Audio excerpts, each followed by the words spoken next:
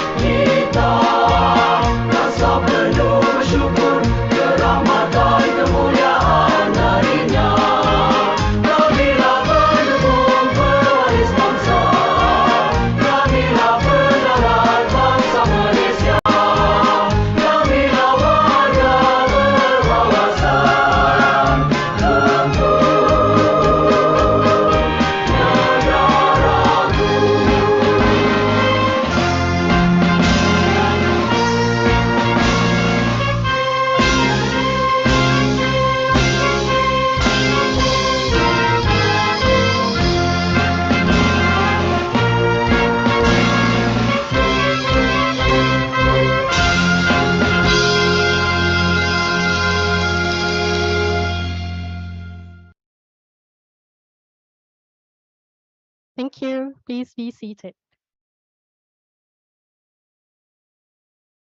Ladies and gentlemen, now let us welcome technologist Dr. Abdul Kabir Rahmat from Mitrans UiTM to recite the dua. Kitab Al-Fatihah. Bismillahirrahmanirrahim. Alhamdulillah Rabbil Alamin. Ar-Rahmanir Rahim. Malik Yawmiddin. Iyyaka na'budu wa iyyaka nasta'in. Ihdinas siratal mustaqim. Siratal ladzina an'amta 'alaihim ghairil maghdubi 'alaihim waladdallin. Amin. Bismillahirrahmanirrahim. Alhamdulillah Rabbil Alamin. Wassalatu wassalamu ala asyrafil anbiya'i wal mursalin wa ala alihi washabbihi ajma'in. Allahumma salli ala Sayyidina Muhammadin Rasulillah sallallahu alaihi wasallam. Ya Allah, Ya Rahim, praise be to God, the Lord of the worlds. Peace and blessing be upon our Prophet Muhammad sallallahu alaihi wasallam and his companions, and for those who followed his example till the day of the judgment. Allahumma Ya Allah, on this blessed morning, in conjunction with the International Joint Logistics and Transportation Conference 2022, we beseech thee and grateful towards you in favor of all the infinite blessings to us, your humble servant, to live in safe and prosperous life. We seek your blessing for a flawless progress of this event from the beginning till the end. We seek your guidance to steer clear of event that would detrimental the progress of this event. Ya Latif, Ya Rahman, please bless us with your tawfiq and hidayah. Please guide University Technology Mara to greatness, peace, glory, and prosperity in this world and the hereafter. Make us a responsible intellectual and granted us with a valuable knowledge that will be beneficial to mankind in order to gain your maratillah. Make us your righteous servant that follow your commands and neglect the sinful act. Please forgive us for our wrongdoing, Ya Allah. Ya Munzil al-Barakah, bestow peace to our beloved country in Malaysia. Preserve us from any threat and disaster, neither man-made or natural disaster. And to you, Ya Allah, we ask for security and prosperity upon us, our leaders, and our country. Bestow patience and in us in order to face the challenges from you. Please accept our deeds and please reward us accordingly. ربنا آتنا في الدنيا حسنة وفي الآخرة حسنة وقنا عذاب النار. صلى الله على سيدنا محمد وعلى آله وصحبه وسلم والحمد لله رب العالمين. آمين آمين.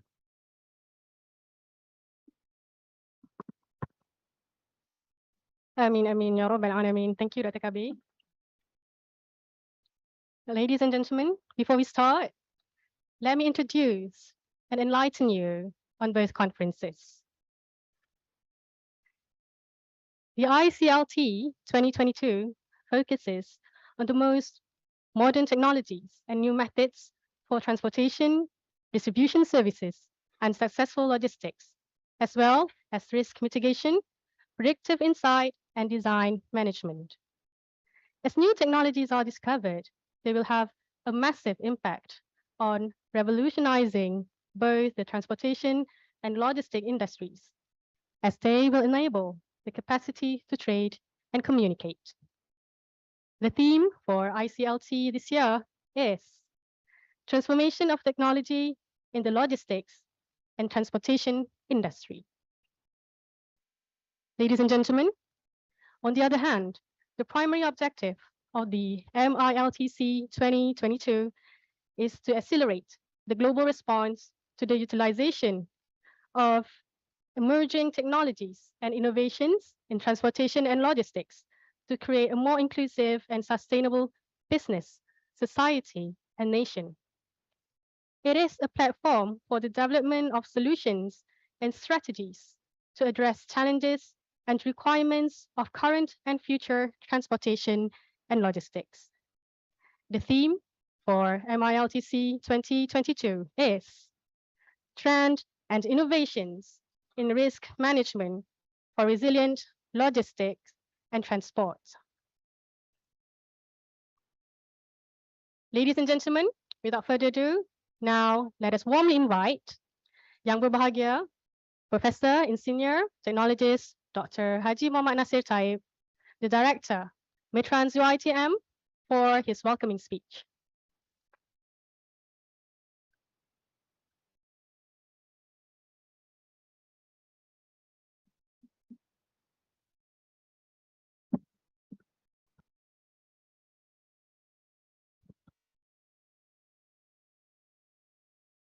Bismillahirrahmanirrahim.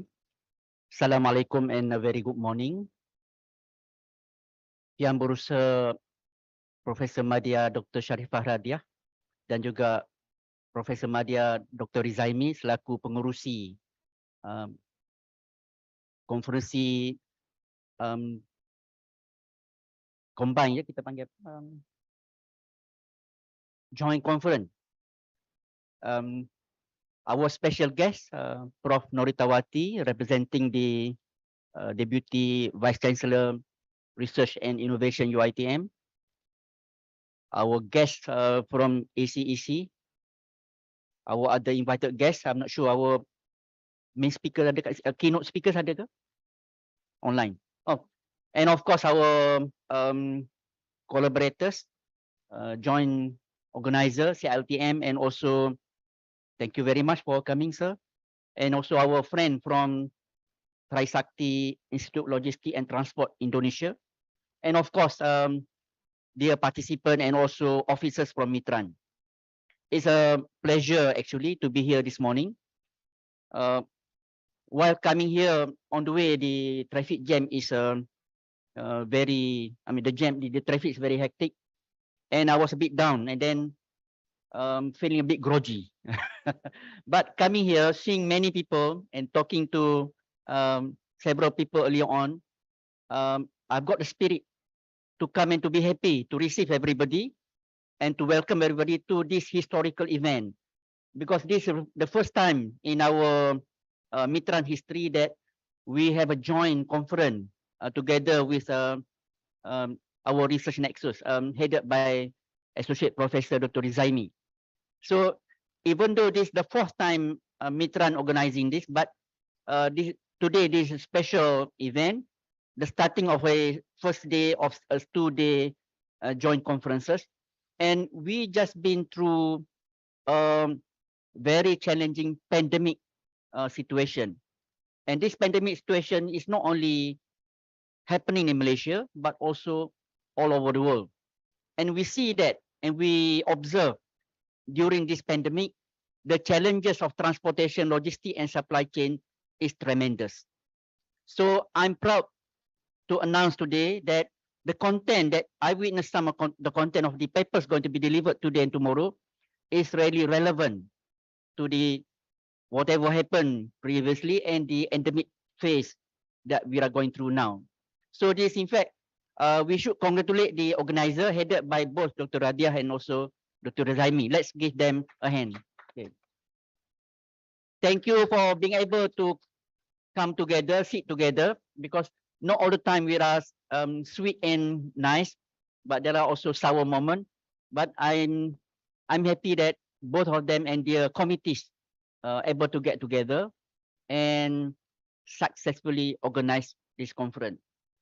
So I hope all the participants will be enjoying the 2-day conference.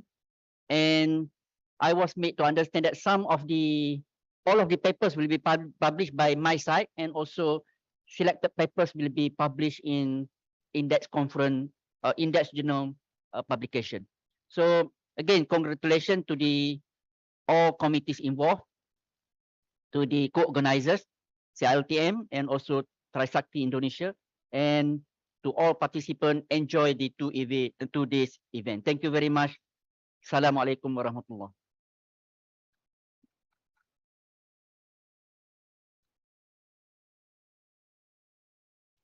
Thank you, Prof. Nasir.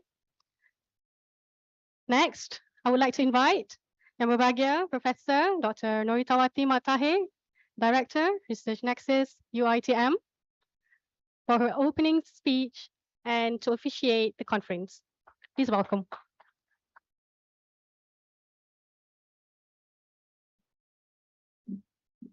Thank you.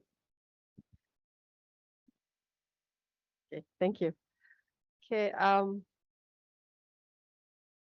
Yang Berbahagia Professor Engineer Technologist Dr. Haji Muhammad Nasir, Director, Malaysia Institute of Transport, Mitrans UITM. Okay, Industry Representative ACAC, Academy JPJ, CILT Selangor, Polytechnic Polisas, honorable guests, ladies and gentlemen, Assalamualaikum warahmatullahi dan salam sejahtera. I'm glad to be with all of you today. Okay, I am delighted to also welcome you to the International Joint Conference in Logistics and Transportation 2022, a joint conference of with ICLT 2022 and Mitrans International Logistic and Transport Conference 2022, MILTC 2022. As what Prof. Nasir has mentioned earlier, this is the first time it's being, a joint conference nature. So on behalf of Yang Berbahagia Professor Dr. Nur Azhar Abdul Rahman, UiTM's Deputy Vice Chancellor Research and Innovation, I welcome the delegates and speakers to the conference. So this program is actually the collaboration between Renew, okay, and Mitrans, yeah, and Professor Dr. Noaza is not able to join us today due to some other commitments. Distinguished guests, ladies and gentlemen, given the overwhelming interest in risk management, it is appropriate that this conference focuses on innovations and technology in logistics and transportation, okay, to face the uncertainties in the VUCA world. Okay, so these subjects are increasingly crucial for the transport, logistic, and supply chain sectors, given the more comprehensive global discussions around post-COVID-19 pandemics specifically. So besides that, there is a need actually for a resilient logistic value, okay, other capable of elevating external disruptions. It will also be necessary to uplift the entire supply chain ecosystem accordingly. So after all, the complexity of logistics means that no single player holds all the cards in the whole ecosystem. So recall that in 2021, the supply chain industry saw a series of challenges, yeah, due to the pandemic and then followed by the endemic. So this includes rising spot rates, yeah, labor shortages, container unavailability, and many more. So it was indeed an intimidating year for the supply chain industry. And as a result of that, these disruptions, yeah, there will be a continual push for logistic companies to innovate and actually to execute operations strategically. So furthermore, the freight and logistic businesses key development engine is e-commerce, which generates enormous profits for the industry. So in recent years, the rise of the e-commerce industry has coincided with an increase in the number of business prospects for transporting goods as well. So companies are benefiting from the expansions of e-commerce in our country. Global supply chains and logistic companies have realized the importance of digital transformation as well, in particular due to the pandemic. By aggregating partners and resources globally and establishing more significant synergies and integrations using cutting-edge technologies, okay, such as AI, machine learning, big data, and automation, the industry is collectively at the most optimal efficiency, inshallah.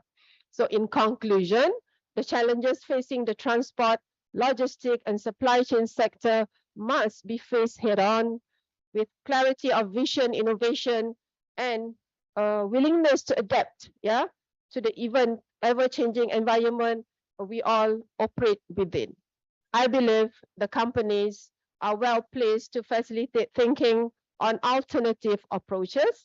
I am confident that the keynote speakers will inform and stimulate debate and discussions, yeah, on how the transport, logistic, and supply chain sectors can be best meet these significant challenges.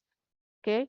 On that note, it gives me great pleasure to officiate the opening of the International Joint Conference in Logistics and Transportation 2022.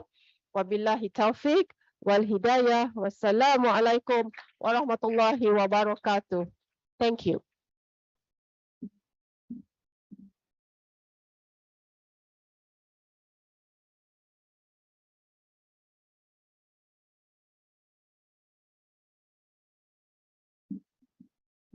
Okay.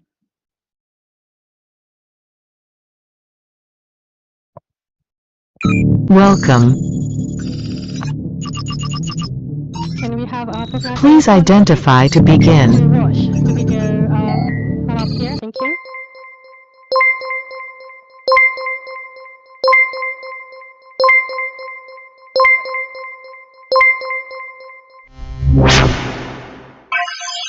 Access granted.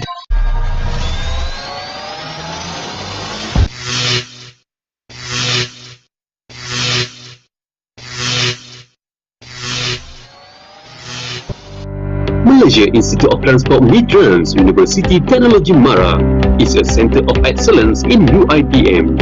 Since its establishment in 1982, Mitrans continued its quest to inculcate research culture in Malaysia higher institution.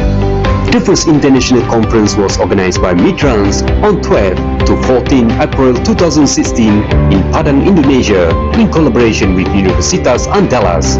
The theme was Innovative Solution and Current Challenges for Transport, Logistics and Halal Supply Chain. In 2020, we continue the effort by collaborating with IEEE Malaysia for the second MILTC IEEE Mitrans International Logistics and Transport Conference on the 1st to 3rd December 2020. Theme chosen was Innovation and Resilience in Transport and Logistics. All the papers are published in the Proceedings of MILTC indexed by Perpustakaan Negara Malaysia. The theme chosen was Trends and Innovation in Sustainable Transport, Logistics and Supply Chain Management. This year, we collaborated with our partner in Jakarta, Trisakti Institute of Transportation and Logistics ITL. The 4th MILTC is jointly organized with 1st ICLT International Conference in Logistics and Transport by Research Nexus UITM of Transport and Logistics on the 5th and 6th of October 2022. The international participant can also join virtually, and the theme chosen for the year is Trend and Innovation in Risk Management for Resilient Logistics and Transport. We welcome more than 80 papers this year. Welcome to International Joint Conference in Logistics and Transport, the 4th MILTC and ICLT 2022.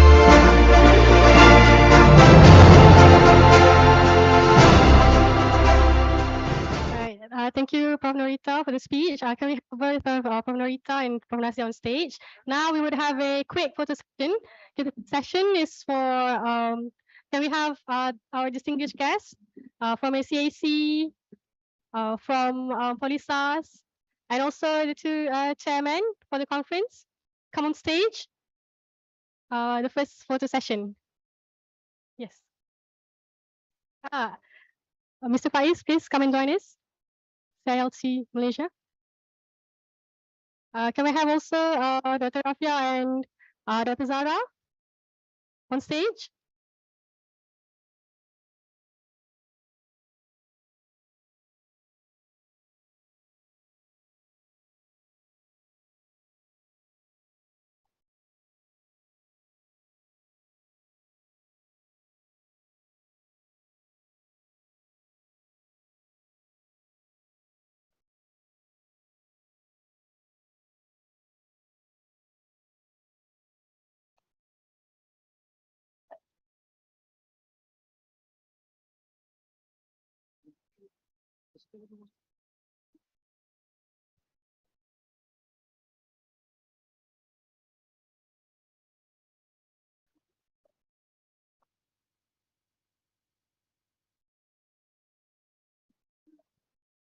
Okay, good. It's slant, yes.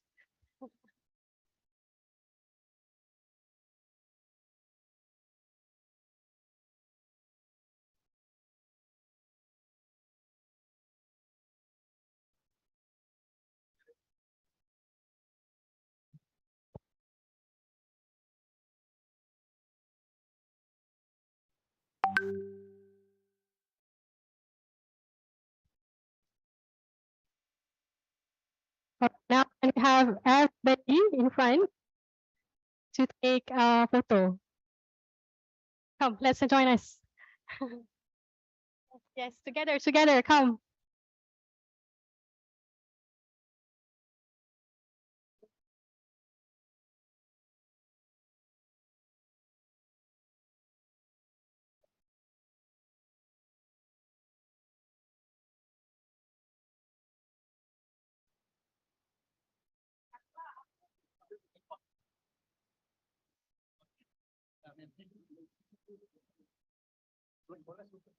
Okay, those online, could you please turn on your cameras so you can join the photo section?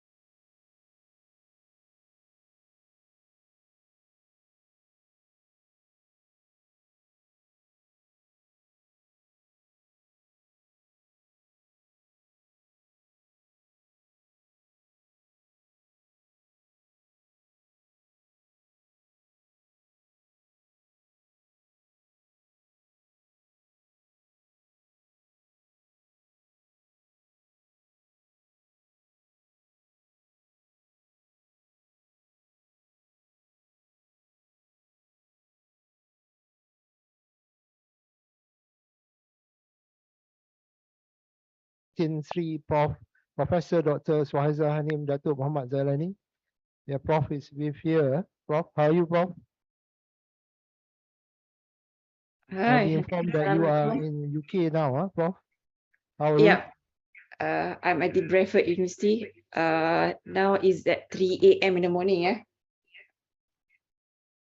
3 a.m. now, huh, Prof? Thank you very much for being here with us this morning. And she will be speaking, Prof will be speaking to us on the post-pandemic challenges to Malaysia's halal food supply chain. And before we get started, let me read Yang Berbahagia Prof biography first. Latin 3 Prof Dr. Suhaiza Zailani received her Master's in Science in Operational Research and a PhD in Management Science from Lancaster University, England, United Kingdom. She is a professor of supply chain with the Faculty of Business and Accountancy, University Malaya. And she was a head of training section and deputy dean of postgraduates FBA prior to her appointment as a director to University of Malaya Entrepreneurship Center, UMAC, in 2014. As a director, she was responsible for identifying attractive opportunities for the graduates to excel in as entrepreneurs through her excellent industry linkage, both locally and overseas. And her field of expertise is in supply chain management with a focus on the issues of sustainability and halal. Her achievements in supply chain management are excellent, as it's evident by the number of and quantum of postgraduate students that she has supervised, as well as the numbers of publications, research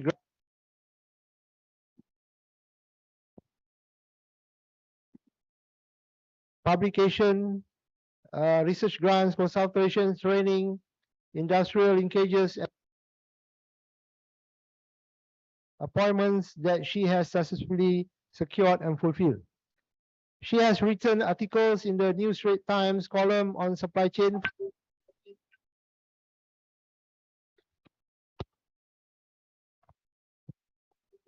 in the context of the new economic model.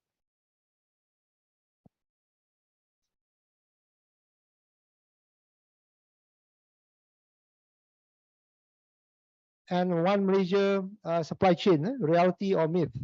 She has written a textbook in operations management and has now widely been used by the undergraduate students, and 2 other research books. She also has published more than 200 papers in various citation index journals on operations management, particularly in ISI-based and Scopus journals. Her current ISI index is 31, 3,655 total times cited. Scopus H index is 35 with 5,142 citations. And Google Scholar H index is 53 with 11,382 citations as of 19 May 2020. She was nominated for Anugerah Akademik Negara by University Sains Malaysia in 2012 and by University of Malaya in 2017. She won USM Sangha Sanjung in 2012, was awarded the Distinguished Researcher in 2016, Emerald Literary Network Awards for Excellence in 2016 and 2019, and last year she was listed as one of the recipients for the top 80 researchers listed amongst the world's top 2% of scientists by Stanford University, and was the only recipient from the arts discipline. And with this background, I think she will be able to share with us many new things, right? And with her experience in publishing all the papers, and we will be able to get some information and knowledge from her. And Prof, are you ready now, Prof? I would like to welcome Prof to give her keynotes. And Prof, without wasting our time. The floor is yours. Wow. Okay. Thank you, Dr. Zaimi, as the moderator today. Okay, Assalamualaikum, very good morning. First of all, thank you for inviting me to be as one of the speakers for today's session, for the conference of 4th MILTC 2022. It's a privilege to be here, because as I noticed, all the keynote speakers, they are quite people in the area of the supply chain as well, the logistics. And the topic that I'll be talking today is on the post-pandemic challenges to Malaysia's halal supply chain. And it seems interesting because why all the speakers will be talking about more the same as what I'll be talking today on the challenges of the one that we had before on the COVID-19 pandemic.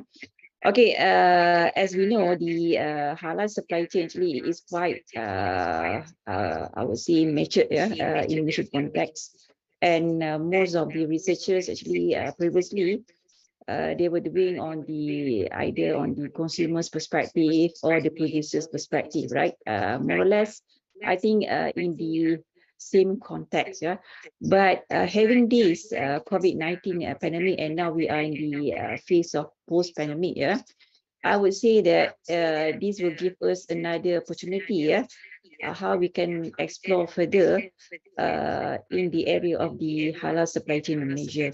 And it will be like enabler for most of the researchers to look into what are those opportunities or the emerging trends now that we can I think embark, or we can look forward how we can improve further the Malaysia's halal supply chain.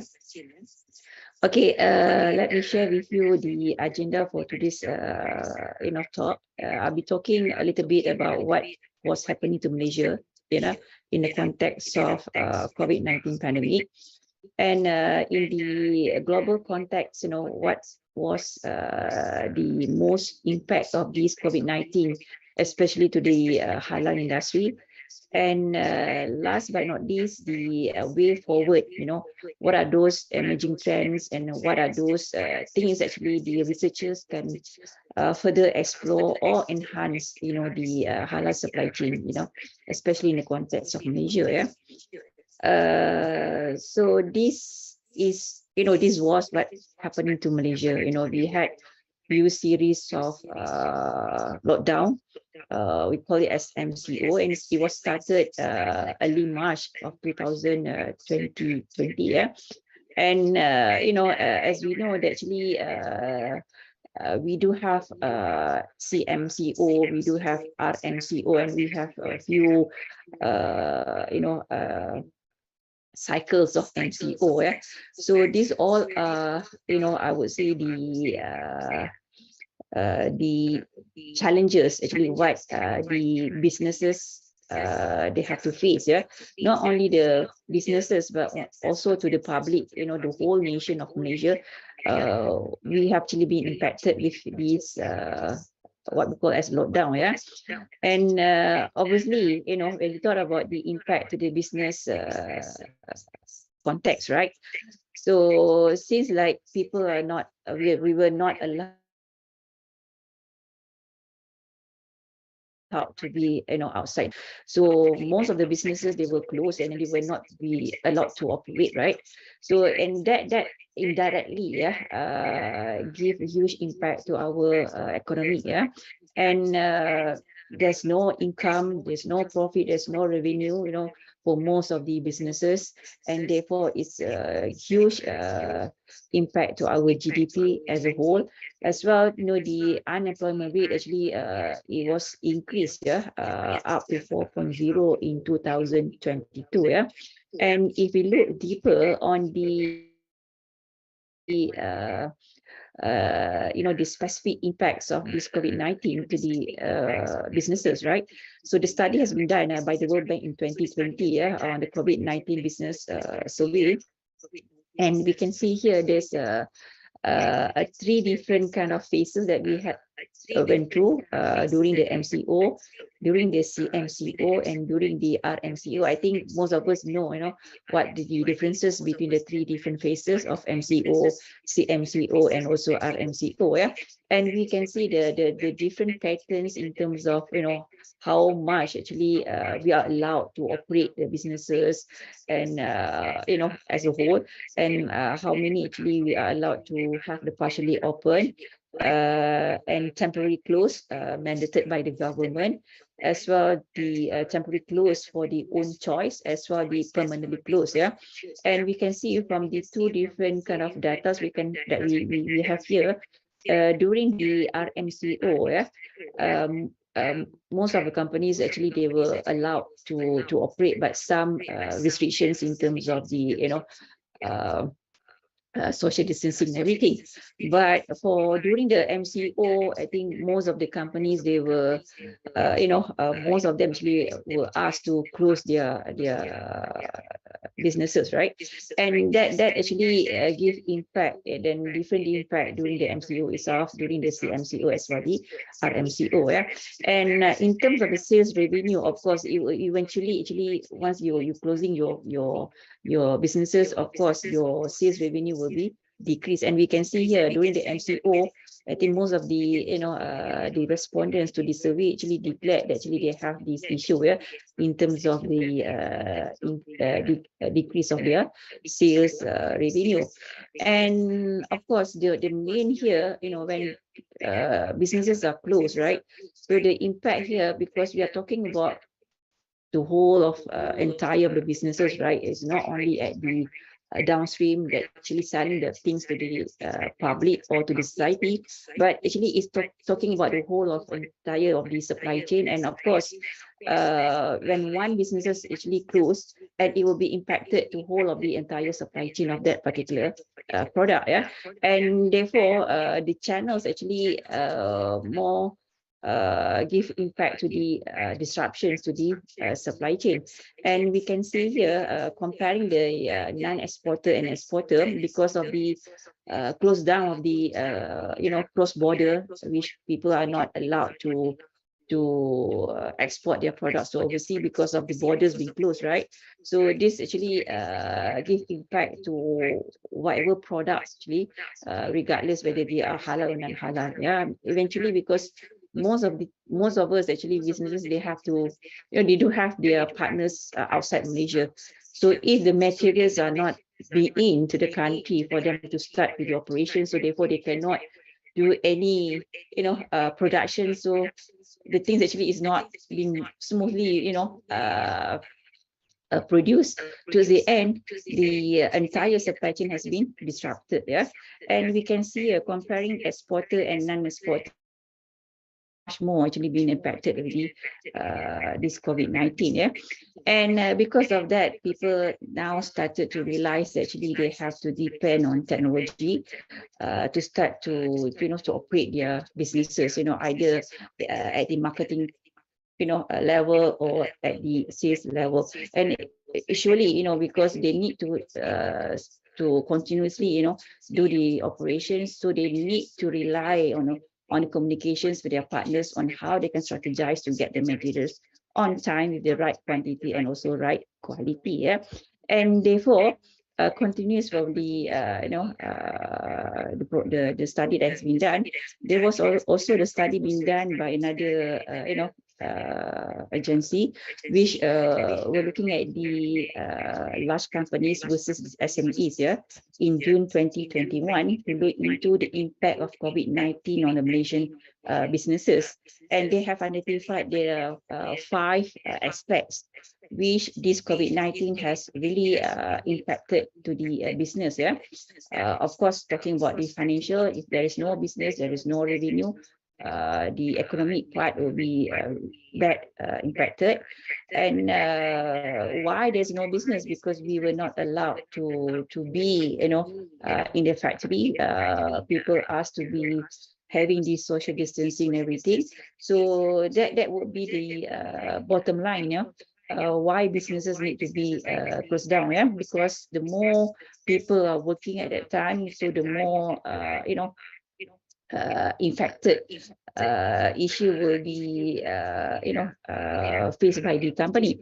So therefore they have to reduce numbers of people. They have to make sure that the people are comply to the restrictions. Only a certain number of people are allowed to be in the factory.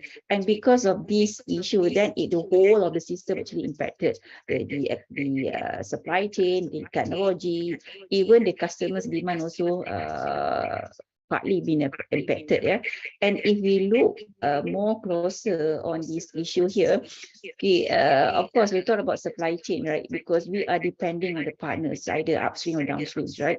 So the moment when the border was closed, so people are not getting their materials. So that actually the starting point where the whole player got affected, and then towards the end, no product can be consumed or can be purchased by the end customers. Yeah, and delay in fulfillment and delivery.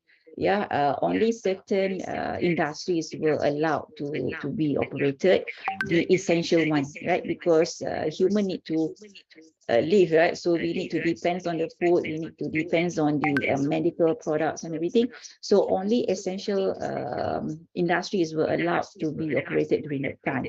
And of course, even though they were allowed, but of course they have to restrict, they have to comply to restrictions that only people that allowed to be at the same time at the one time. Not many need to be in the factory and so on and so forth. So there will be there will delay in receiving the supplies and so on and so forth. So this give a huge impact to the company because the supply chain itself has been disrupted. And of course, comparing the MNCs as well the SMEs, right? The challenges actually would be a bit different, between them. So for those big companies, they might be, and I would say they will actually survive, yeah, perhaps due to their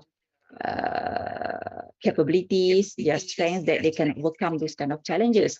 But for the SMEs, these will be, these will so much, challenge which that affected their businesses. Therefore, as you can see, they were struggling, yeah, to can you hear the echo from my presentation?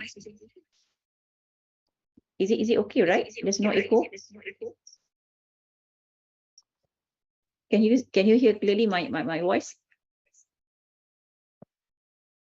Okay, so okay, I should continue. Yeah, so because of that, SMEs, that's why we can see that the graphic just now, most of the businesses that were closed down actually coming from the SMEs. Yeah, and if we look deeper, the issue on the supply chain disruptions, what does it mean? Yeah, so as I said earlier, because of the MCO, RCMO, CMCO, right, people were not allowed to be outside the house, the lockdown thing, quarantine, social distancing. That was the starting point where the whole thing been affected in terms of the workforce disruption, reduce in unpredicted demand, and then reduce disposable income because of unemployment and so on and so forth. And the whole entire of the supply chain now being disrupted because there's no operations, there's no productions. Why there's no production? Because there's no materials that they receive from the supplier. And why is it there's no suppliers? There's no supplies because the cross border are being closed and they are not allowed to to distribute their products from one point to another destinations. Because of this, we can see this was a great challenge to all the businesses, especially the SMEs. Yeah, and if we look deeper at the specific example, what was happening, during the COVID-19, we can just have a look here at the example of the livestock supply chain. Yeah, and this related to the food itself, right? So the whole entire of the supply chain, coming from the materials, coming from the feedstock, coming from the livestock, coming from the slaughterhouse, production side, until it goes to the retailers, right? The whole thing has been been disrupted because of the issue that shortage of laborers, because we know during MCO, RCMO, CMCO, that we have to obey with the kind of restrictions in terms of number of people that allowed to be at one time in the premises, right? So this really things that the capabilities of that particular businesses, how they face all these challenges and how they actually tackle the issues of shortage of laborers. Therefore, to move forward, to still sustain the business, they have to, think of way how they can strategize to make sure that the operations still go on. Yeah. So as we can see here, both actually talking about the supply side, the demand side. So if we talk about the halal one, right? So of course we know that we are depending on the halal supply because the halal supply will fulfill the demands of the halal demand from the consumer side, and the impact of this COVID-19 actually both sides, from the production side as well from the consumption side, which coming from the consumers itself, right? Consumers are still,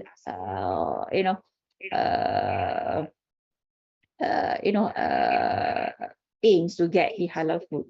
They wish to get the halal food as normal before the COVID-19.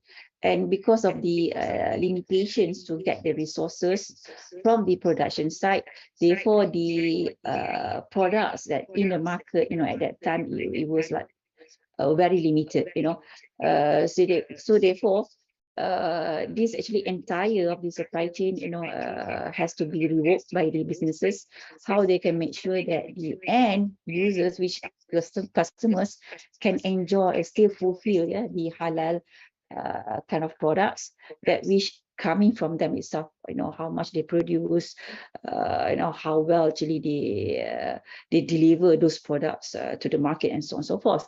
Okay, and then because of these issues of pandemic, I think now, up to now, I think businesses, they already have strategies, right? To offer some kind of values to the customers. So they are not supposedly to still remain, doing their, using their business model, the old one.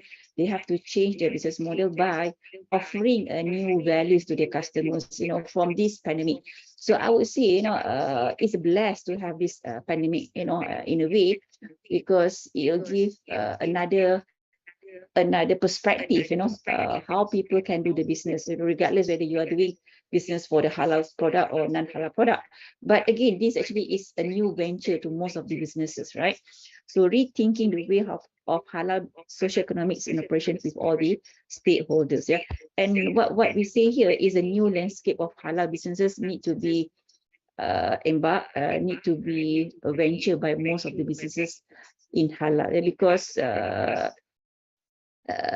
this supply chain disruptions actually has started to open up, most of the businesses awareness, on the importance of technology, because we cannot deny, since the pandemic now, we are moving towards all these kind of innovations or technology in the businesses, not only from the production side, not only from the producer side, but as well from the consumer side. And what we had experienced, right, during pandemic, we were more aggressive to have all this online thing, purchase, even the food also we purchase through online. The digital things actually now becoming as think tanks, as an impact from this COVID-19. And therefore, not only the digital part, the technology, but there are more things actually now people realize actually they have to take step ahead, how they can overcome these challenges and make a move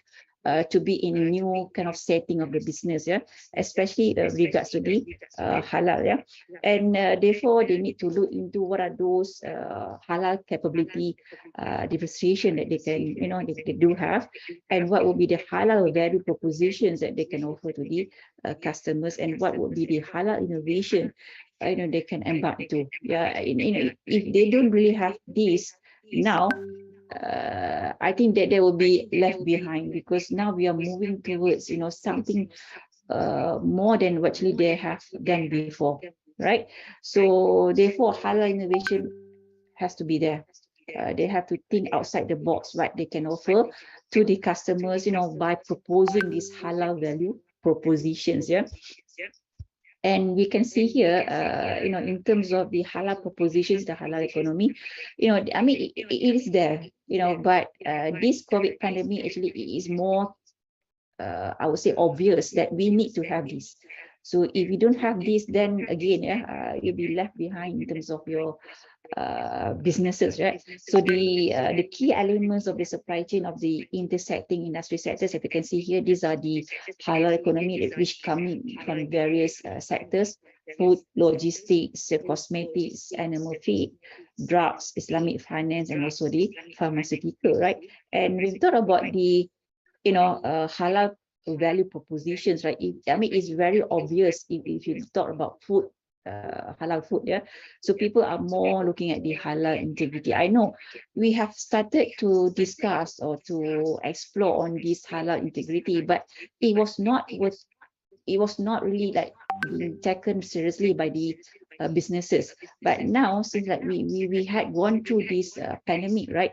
So now the technology part in tracking and tracing the halal food is becoming as necessity. So if you're not going for that kind of technology, then I would say, you'll be a bit left behind, because there's no value that you can produce or fulfill the demands from the halal, people that looking for the halal product, yeah? And it's not only about the halal food, it's not coming only for the food related products, but also can be for the modest fashion, the lifestyle, halal media, halal pharmaceuticals, and also cosmetics, halal travel or halal tourism, Islamic finance. As we know, these are all halal economy which we can relate to, yeah, on how they've been impacted by this COVID-19, yeah. And we talk about this halal value proposition, something like, I would say, is also interests me a lot, yeah, on how we can go deeper on this, yeah. We do have halal, but we need to take one step ahead by, introducing, more on the universal principles, for example, on the ethical, eco-friendly, safe, nutritious, hygienic, and also, some kind of, we can relate with the community. So it's not only halal permissible to the halal requirements, but we do have another elements, which can be a bit more universal that we can introduce to the public or the consumer. And according to Farzami, somebody actually from the Madrid, halal is a business value proposition that appeals universally as it is aimed to ensure the highest level of care in product manufacturing. So I would say, since like government has actually realized, that the industries have to take forward and move forward, yeah, not only just to have halal, but introduce another element beside halal, which can be a bit more universal. That would be the values that customers are looking at. And it would be something that's very interesting, because our minister here also has actually claimed recently, halal standards should be of value propositions and not as barriers. So if you have the standards, you have the certifications, that would be something that we can also call it as halal propositions, value proposition, but it can be also added with other kind of values, yeah. And Madrid promotes the awareness of halal as value propositions, somewhere that actually they have been promoted. Okay, I do have here the video, yeah. If you can see here the video, it's not. Okay, I don't have to share here. It's a very good conference actually, been how it was this year, which they were talking about these halal as a value propositions. That's the link to the YouTube. If any one of you interested to listen more on these halal value propositions, you can go to this link and listen to this conference presentations by all those players. Yeah? What does it mean by halal value propositions? Yeah? In fact, it can be one of the new topic among the students to do for their masters or their PhD.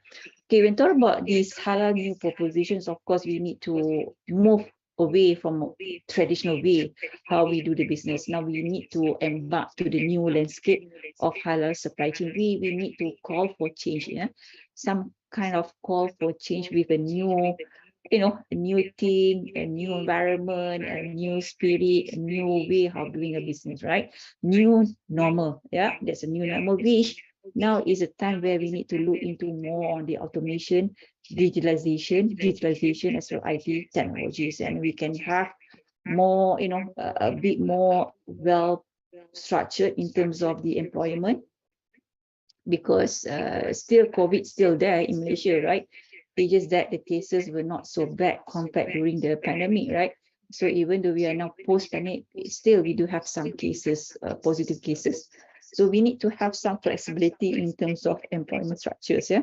And consumer spending behavior, as you know, now people are more aware about the use of this digital thing, right? That people can just order the product, get the food, buy things from online. So perhaps, you know, the production side, you know, from the producers, they need to catch up with the new trends of the consumer, yeah? And international trade supply chains, because this was the bottom line of the supply chain disruptions, right?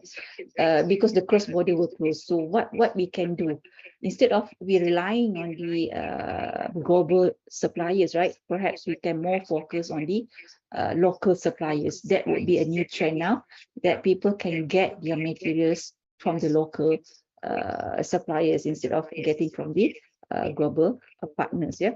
And the new landscape of halal supply chain will have this dilemma, yeah.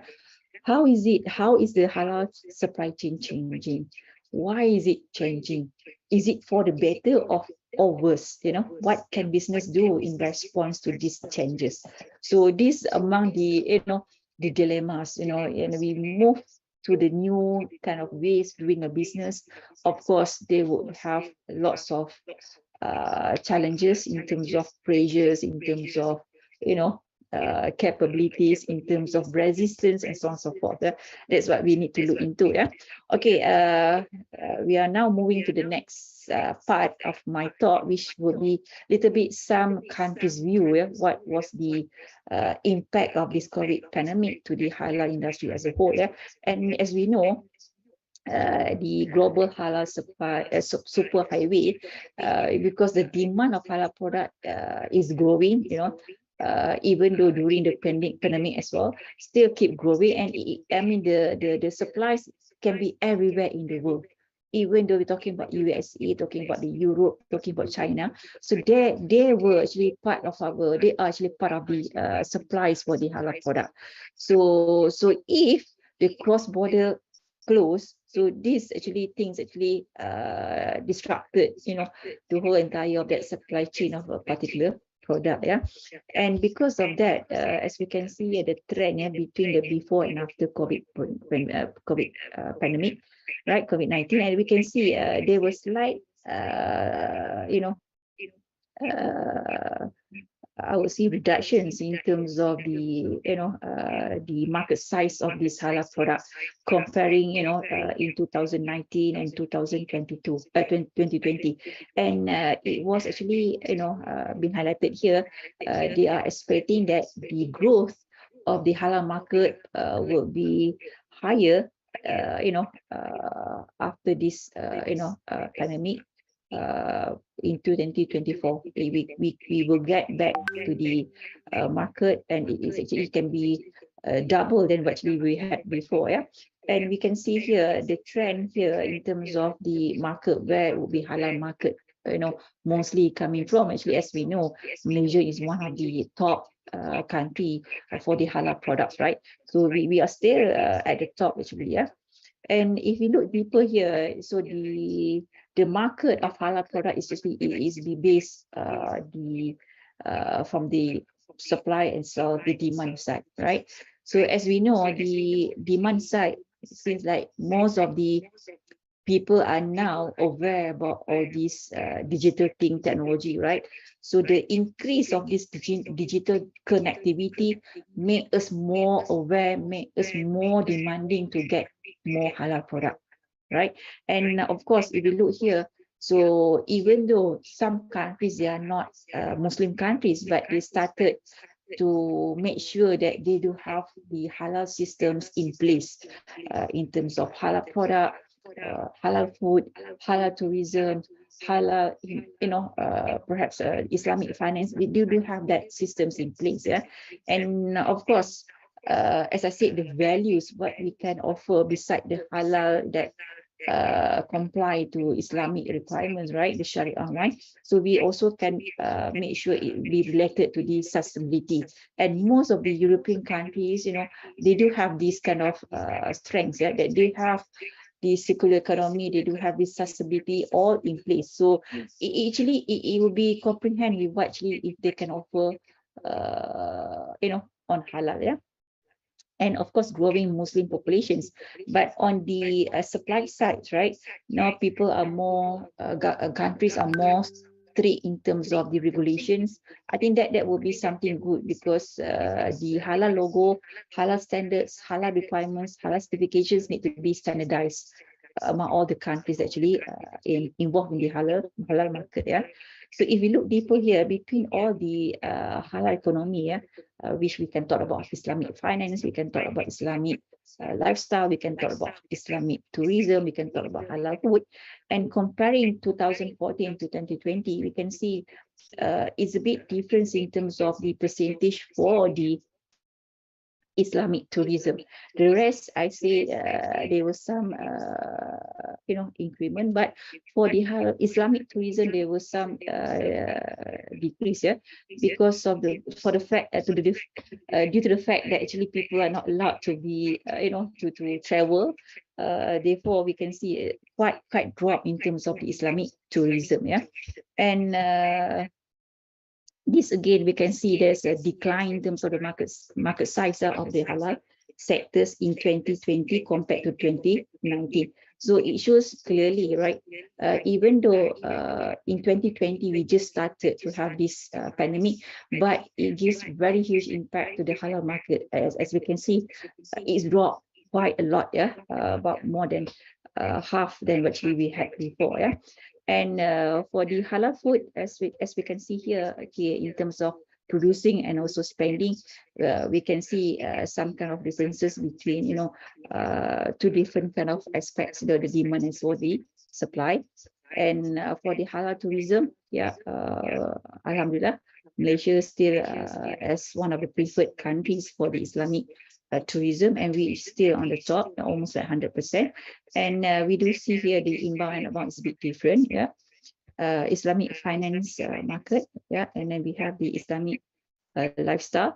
The Islamic lifestyle actually it can be comprised with the fashions, we talk about halal fashions, we can talk about halal pharmaceutical, halal cosmetics, as well Islamic media and also recreation. So this is something that I would say, if we look here in 2020, it was actually the market actually went down, yeah. But we're hoping that by 2024 it will be increased again, yeah, and Islamic lifestyle as well.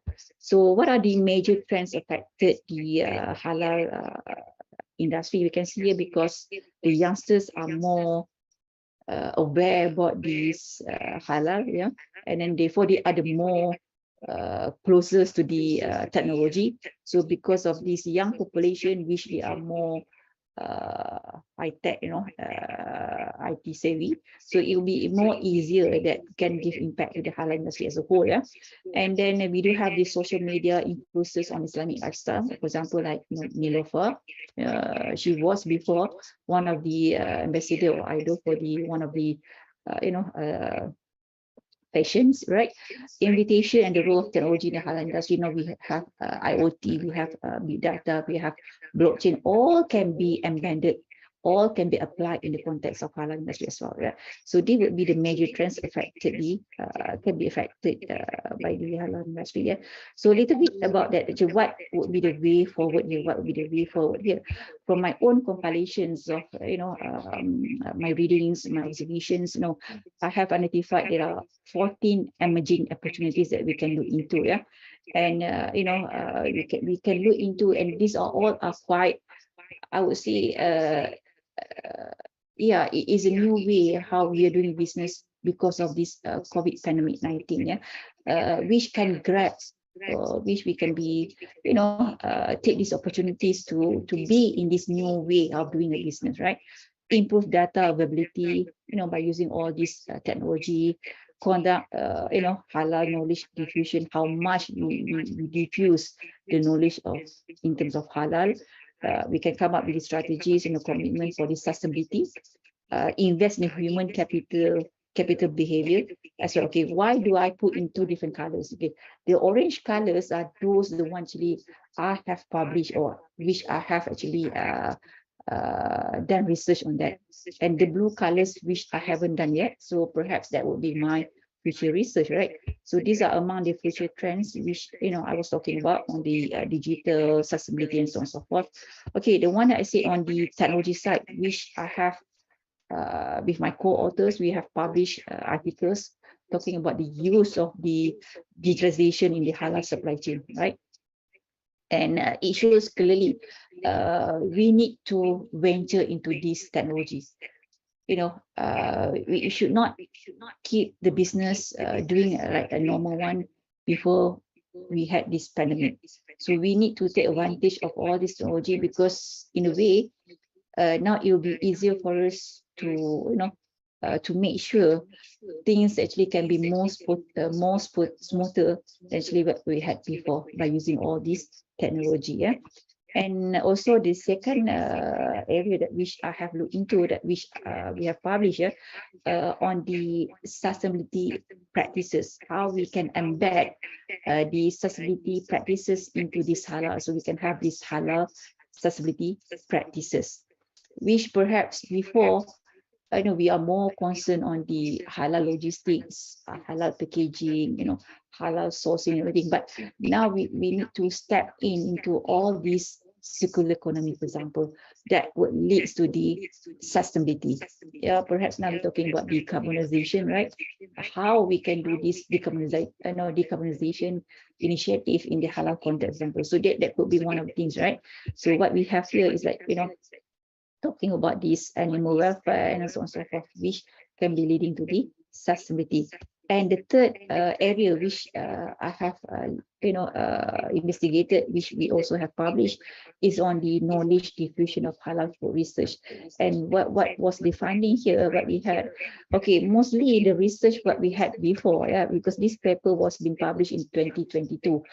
After we had this pandemic, it was more on the halal safety, halal trust, attitudes towards the halal food purchasing, which coming from the customers, halal certification, halal food supply chain, halal logistics as well, halal marketing. But what we realized is that it was still lacking in terms of the attitudes and behavior of the people that engage in the halal food productions, which would be coming from the producer, but not from the aspect of the company, but individually that people direct engage with the halal productions, which we have not seen any studies being done on that. Therefore, taking from these findings from this research which we have published, so we came up with another research which we will look into specifically on the employees' halal behaviors, and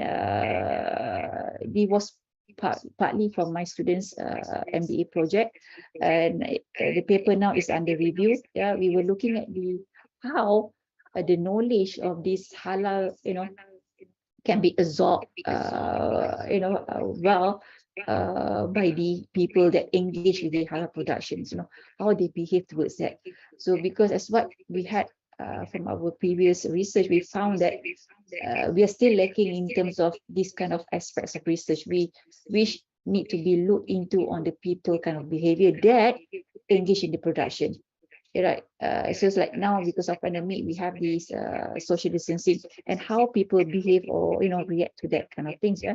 And then the final one, actually, what we have done, we were looking at this halal sustainable communication, and one of the paper we have submitted for a chapter in a book, look into this effectiveness of halal sustainable communication. So we need to have a good, a proper kind of communications that related to the halal, can be halal strategies or halal orientation, so on and so forth. So far, this study on this, I would say quite limited. And now we are trying to see how effective they are actually we had done on this. Yeah. So these are among the emerging trends which I'm currently have published and still under, research on these emerging trends. Perhaps this would be something that, to differentiate what people have usually published before, before the pandemic, and what now the trends of publications, after the pandemic COVID-19 for the halal research.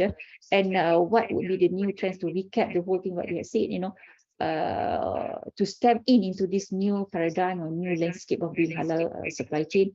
We need to ask, who are we? And what will be the halal propositions that we are trying to fulfill to the customers. And if we do have that halal propositions, right, halal value propositions, and how do we fit into that, how we can start to fulfill that, in terms of the cost, in terms of the competencies, in terms of the rationalization, and so on and so forth. And after that, the questions that need to be asked, how should we fit in, right, in terms of to meet the demands, comparing to our competitors, and how we positioning ourselves to be more indispensable member of the halal supply chain. And last but not least, the question, how do we get there? So if we have all these four questions, that can have the answers to all these four questions, I think to be in the new landscape of this halal supply chain, it should not be difficult to the businesses to venture into this. Yeah. And of course, talking about new way doing a business, of course there might be challenges, and these are the challenges that can be, that might be faced, can be faced by the industry in terms of the organizational and cultural barriers, as well on the ecosystems related kind of barriers, as well on the financial barriers. Of course, to use all this technology, digital thing, we need to have the capital. So the financial aspect can be one of the challenges. And as we can see here, of course, we need to come up with the recommendations, what the industry can look into, and how they can overcome all these challenges. Yeah, I think that's all my presentations. Thank you so much. Thank you very much, Prof. Am I at the right time? Yeah, Prof. 45 presentation? Yes, Prof. For your information, we have audience online, about 40 audience online, and also we have on the physical audience here in this hall, all watching for you. So I think the what you have shared just now is quite overwhelming. So it's very interesting, and for those actually for postgrad students, you can really actually benefit a lot, because Prof have shared just now what is actually that you can do in this area, or in this area of halal supply chain. So yeah, because we have to move forward from what we had done before. Yeah, if you look into the previous research area on halal supply chain, more or less, confined to the same aspect, whereby we look into the consumer sides, which the awareness, the trust, blah, blah, blah, right?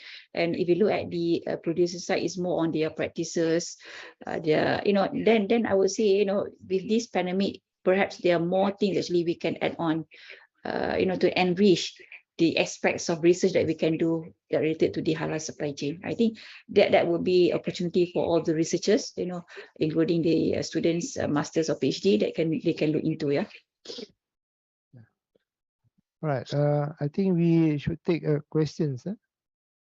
Prof, can you take a few questions, Prof? Yeah, sure. Yeah, sure. Before we end the session, and probably there is a questions come from the audience about halal. Because you should take this opportunity, because since Prof is really expert in this area, and if you have any questions, then you can post to her. Right. So, is there anyone would like to ask the questions, either from those audience online as well as from those physical here? Yeah, let me read from the chat box. Okay. Right, Prof. We have one question here. I can see which one. How can we operate food security in halal supply chain? Yes. How can we incorporate food security in halal supply chain? Yes, there's a question, Prof. Okay, thank you so much to Mina, right? Mina Nakubah, yeah. Halal food security, right? I think nowadays, I think we are more concerned on the food security, how much food are available to us, right? So because as what we had before, the issue in terms of chicken, right? So that was the the reason why government now is really look into this food security. In fact, I just got my FRGS recently. And my FRGS, it is actually looking at this issue, yeah, on the food security. So I would say that will be pretty much relevant, yeah, even though you're talking about food security, non-halal, non-halal versus halal, right? So particularly if you thought about those halal supply chain, it will be a bit, I would say, pretty much actually very big issue at the moment, yeah. Because the chickens that, yeah, I'm taking the issues, the example of chickens, for example, right? So let's say that, if we are too much dependent, depending on our partners from the neighbors to supply us with the chicken, for example, right? Which we ourselves, as the local producers, we don't really have enough chicken, that we have on our side. So because of that reasons, then we have to be sure that the supplies from our partners actually need to be sustained. So in the case of that, both countries, the partners and also our country, have this issue on the food security. So therefore, both will be impacted, and then if we too much depending on them, that will be give impact to the price of our current supplies in the local context, right? So therefore, in one time, our price for chicken is quite expensive. To get one chicken per kilo costs us about 20 ringgit. It can be more than that. Even the eggs of the chicken also, for one tray, we have to pay about something like, almost like 30 ringgit, yeah, for one tray of eggs, right? So that's the thing that whereby the government try to get more local suppliers instead of to depend on the partners from overseas.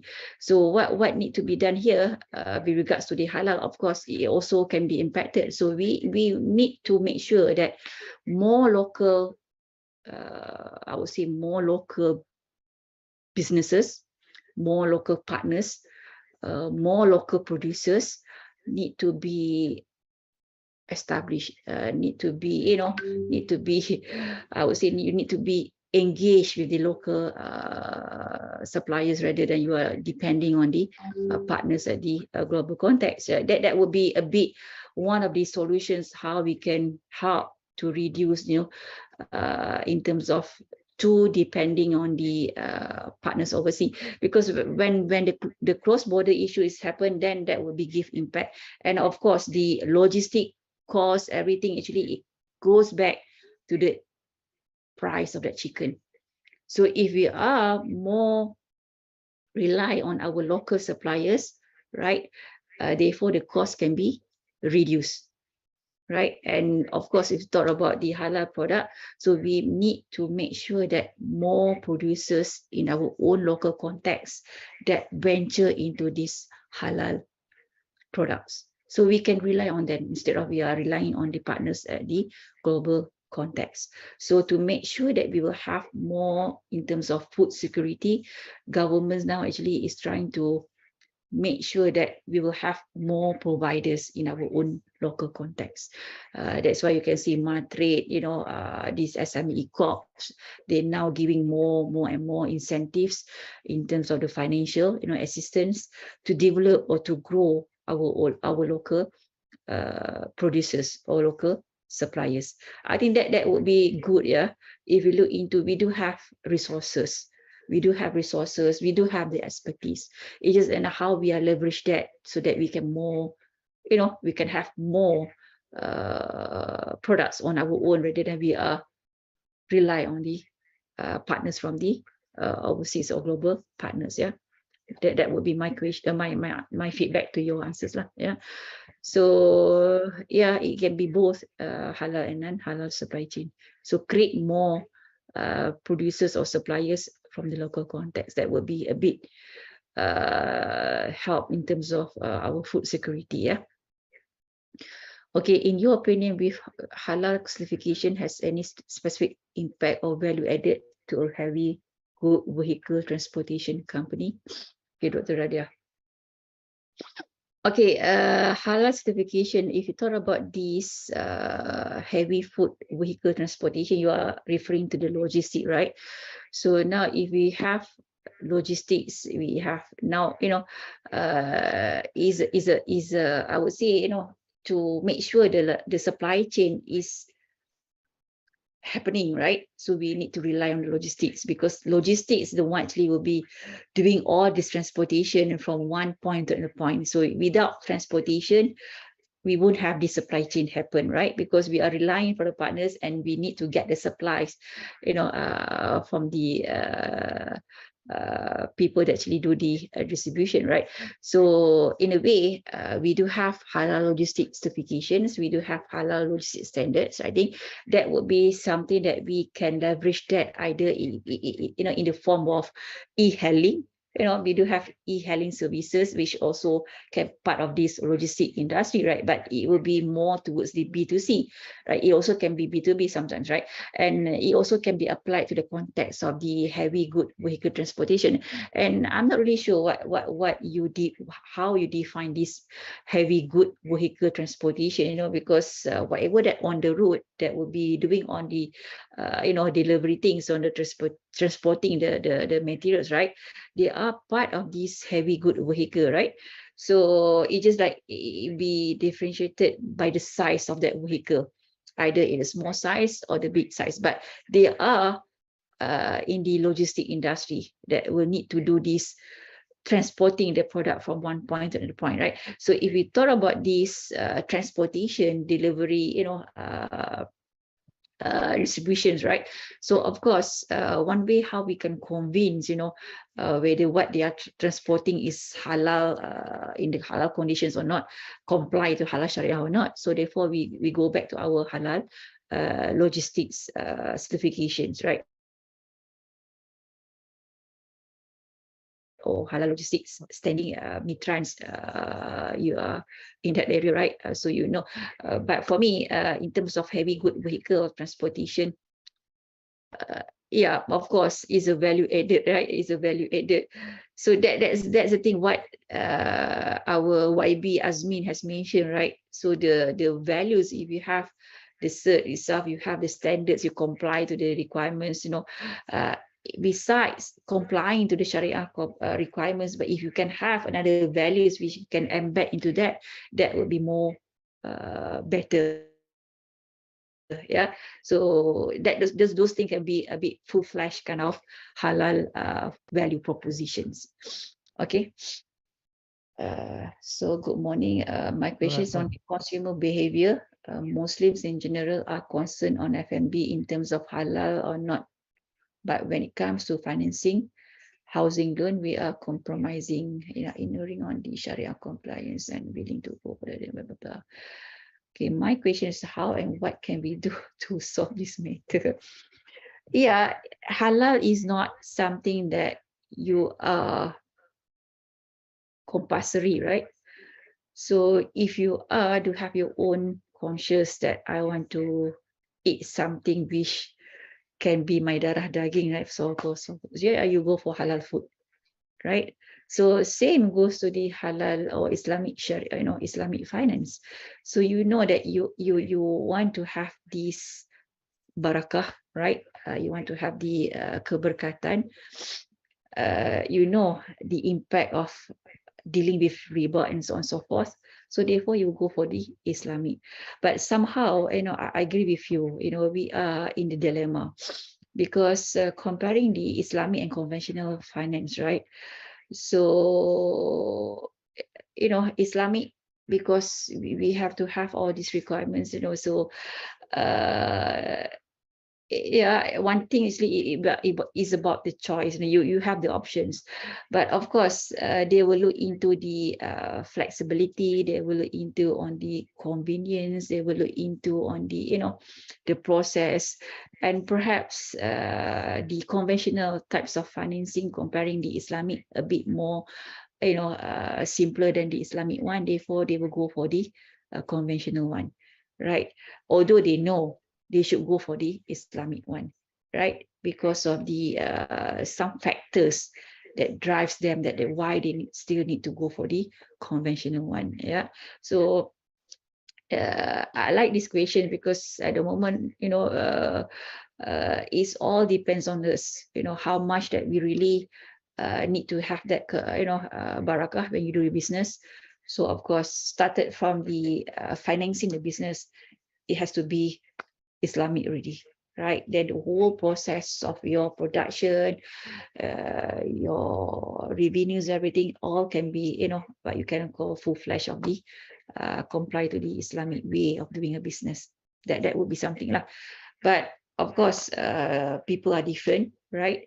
So they know talking about halal requirements is only part of the productions, and financing part is not really involved in the production. Therefore, it can be something which is not really Islamic. Yeah, that's I think the mindset need to be changed. If we can have that study, perhaps you guys can look into this. What factors or what motivates them not to go for this Islamic kind of financing. If we go for this halal economic kind of business, they should full-fledged make sure that whole thing actually in line with the Islamic principles. Yeah, that's the thing.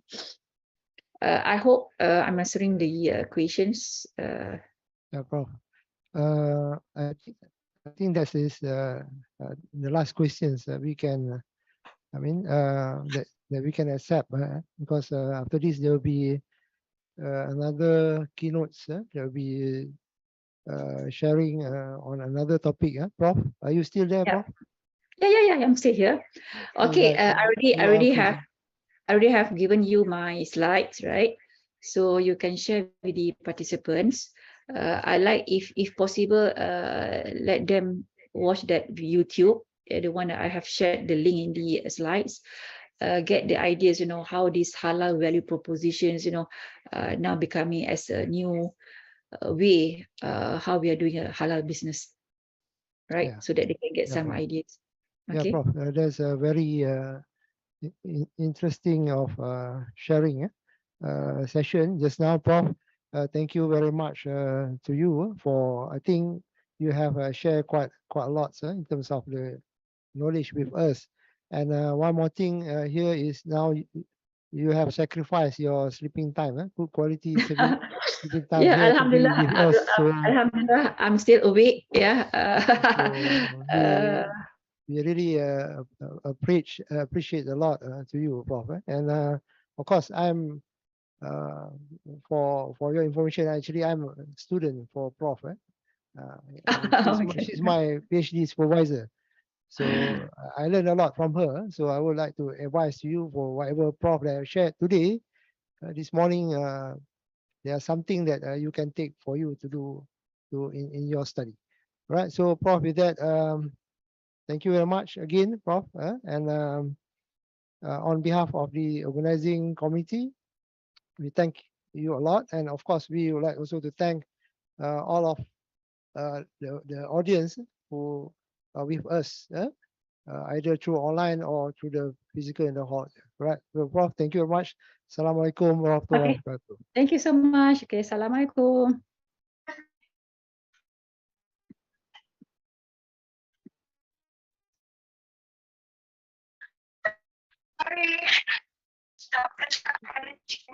Right, thank you so much, Dr. Rizaimi.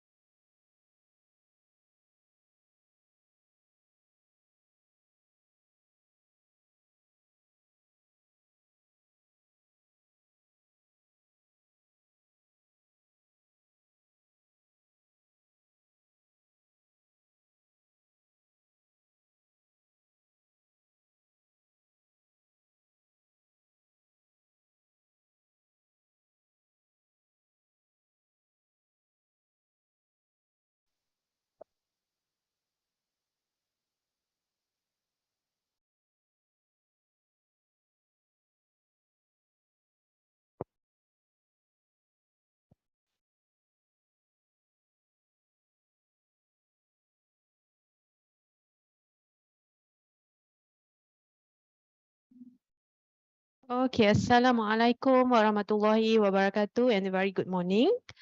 So sorry for a little bit delay because of this some technical error that we have today. All right, but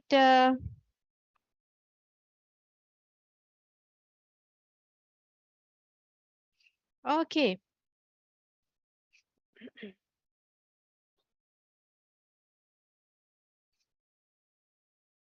Okay, I would like to welcome everyone again to the International Joint Conference in Logistics and Transportation 2022. Yeah, so this is a joint collaboration, joint effort from ICLT and also MILTC 2022.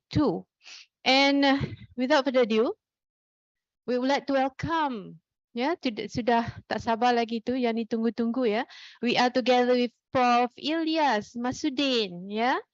Our honorable speakers today, Prof. Ilyas Masudin from Universitas Muhammadiyah Malang, Indonesia. So we would like to welcome Prof on board, Prof. So apa khabar, Prof? Alhamdulillah. Baik, baik. Terima kasih. Thank you. Okay, Alhamdulillah. All right. So today I would like to introduce myself, Dr. Siti Zahra Isa. I'm going to be the moderator for this session today. And without further ado, I would like to introduce our speaker.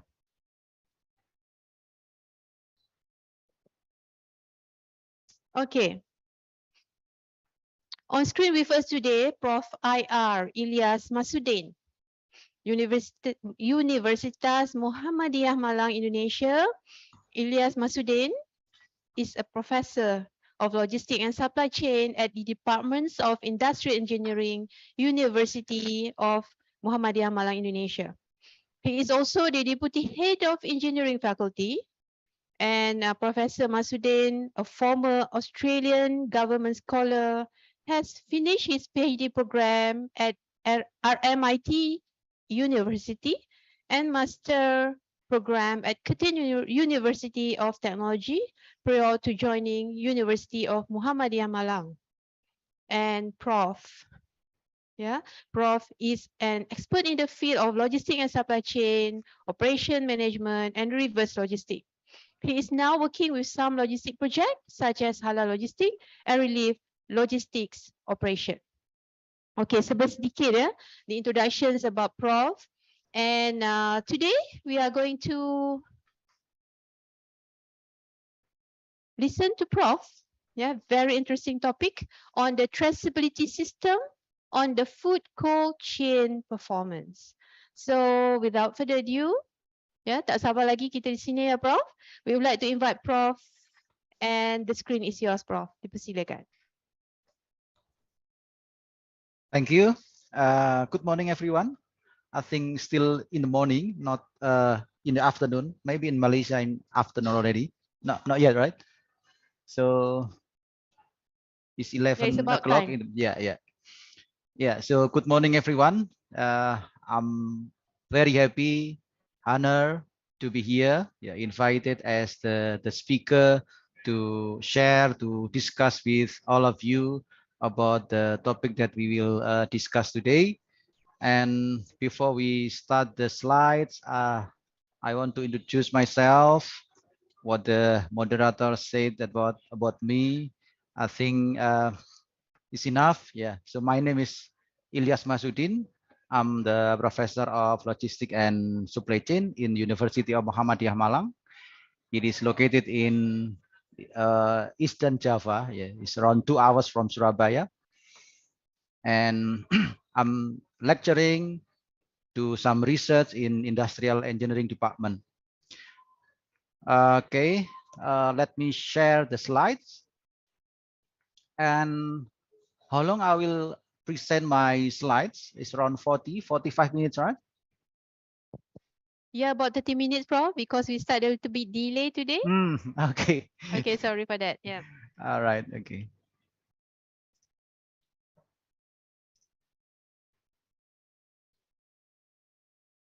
Yeah. Can you see my slides? It's clearly. Yes, very clear, Prof. Yeah. Okay. Yeah. So I want to share, discuss, and also talk about the traceability system on the food cold chain performance. This is actually based on my previous research related with the technology of traceability system and the effect on the food cold chain performance.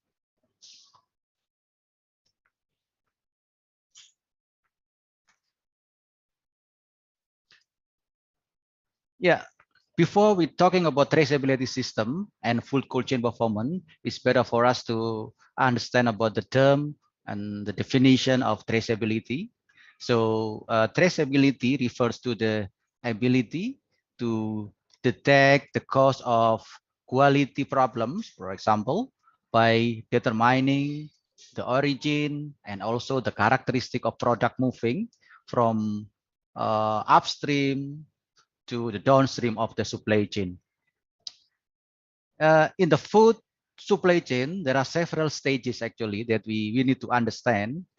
Yeah, such as the planting or agriculturing, and then harvesting, processing, and also the distribution processes. And also the last one is about the consumption level. So this is the stages that we need to understand before we're talking about food cold chain. And the cold chain system actually start at post-harvest and after processing foodstuff to the consumer level.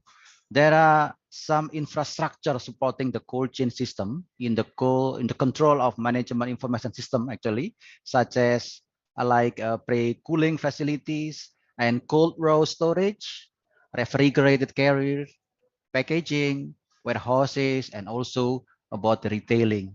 So the quality of food actually that reach the final consumers is greatly influenced by handling at each stage in the cold chain. So especially in the COVID-19 pandemic, so the tracking and also tracing is a big issue.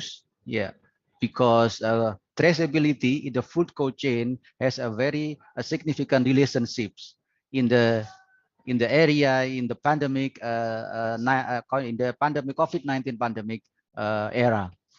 So yes, this is the term of the traceability and also the use of traceability system in tracking and tracing issues.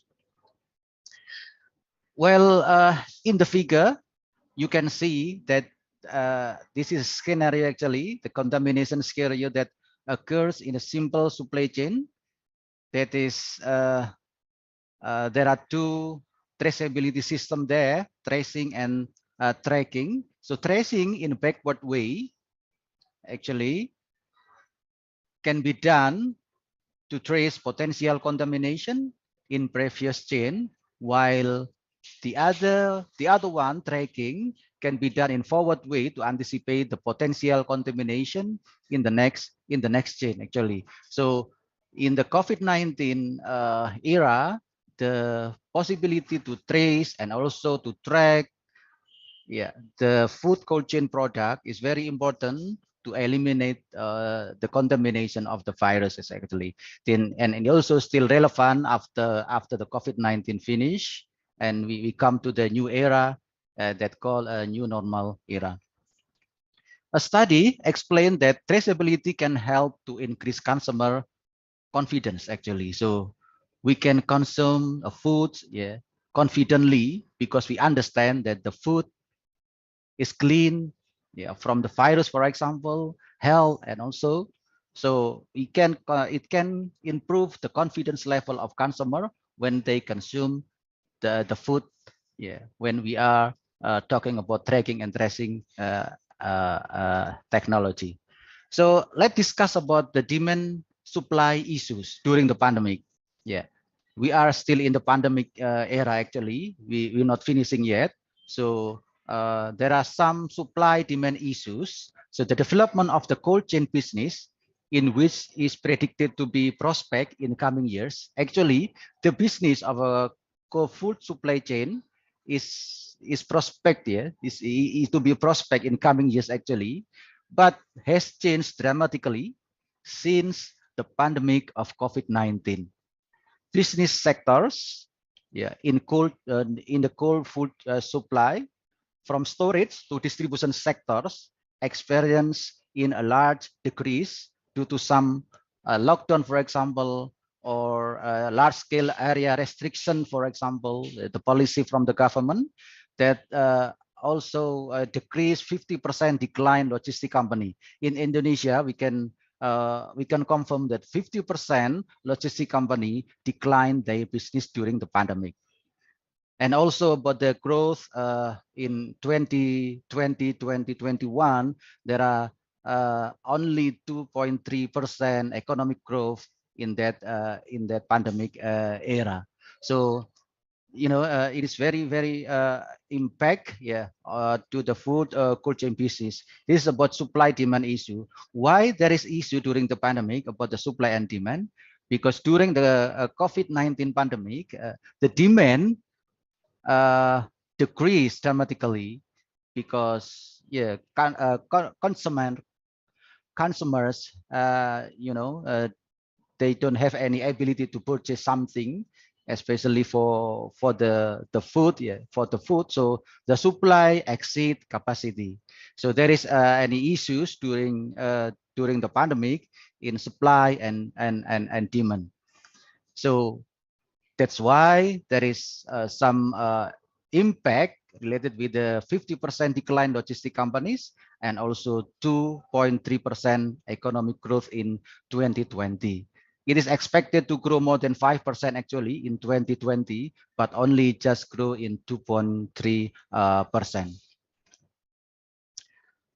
Okay, the cold chain businesses in most countries is a major supporter of various industrial sector. It is clear that the cold chain businesses is actually related to the other businesses like food processing industry, fishing industry, pharmaceutical, chemical, and also medicine industry, and also retail networks. Don't forget about the vegetable and also meat industry. So the cold chain business is also related with other sector. It means if there is problem in the food cold chain businesses, it means there is also problems in the other sectors. Almost every country has used potential market for cold chain businesses. So this is the supporter of the other businesses. Okay, food cold chain is about temperature control transport and storage energy system. Actually, when you see in the figure here, so the system of refrigerated goods between upstream suppliers to the consumers is very clear there. There are some specific circumstances in cooling or freezing stuff there. Yeah, in producer, for example, there is production, there is planting that have been done by farmer, for example, that need to be treated specifically by temperature. The schematic diagram of the food cold chain network consists of producers, processing, retailers, before consumptions. So each network consists of some activities you can see on the figure that require cooling or freezing equipment.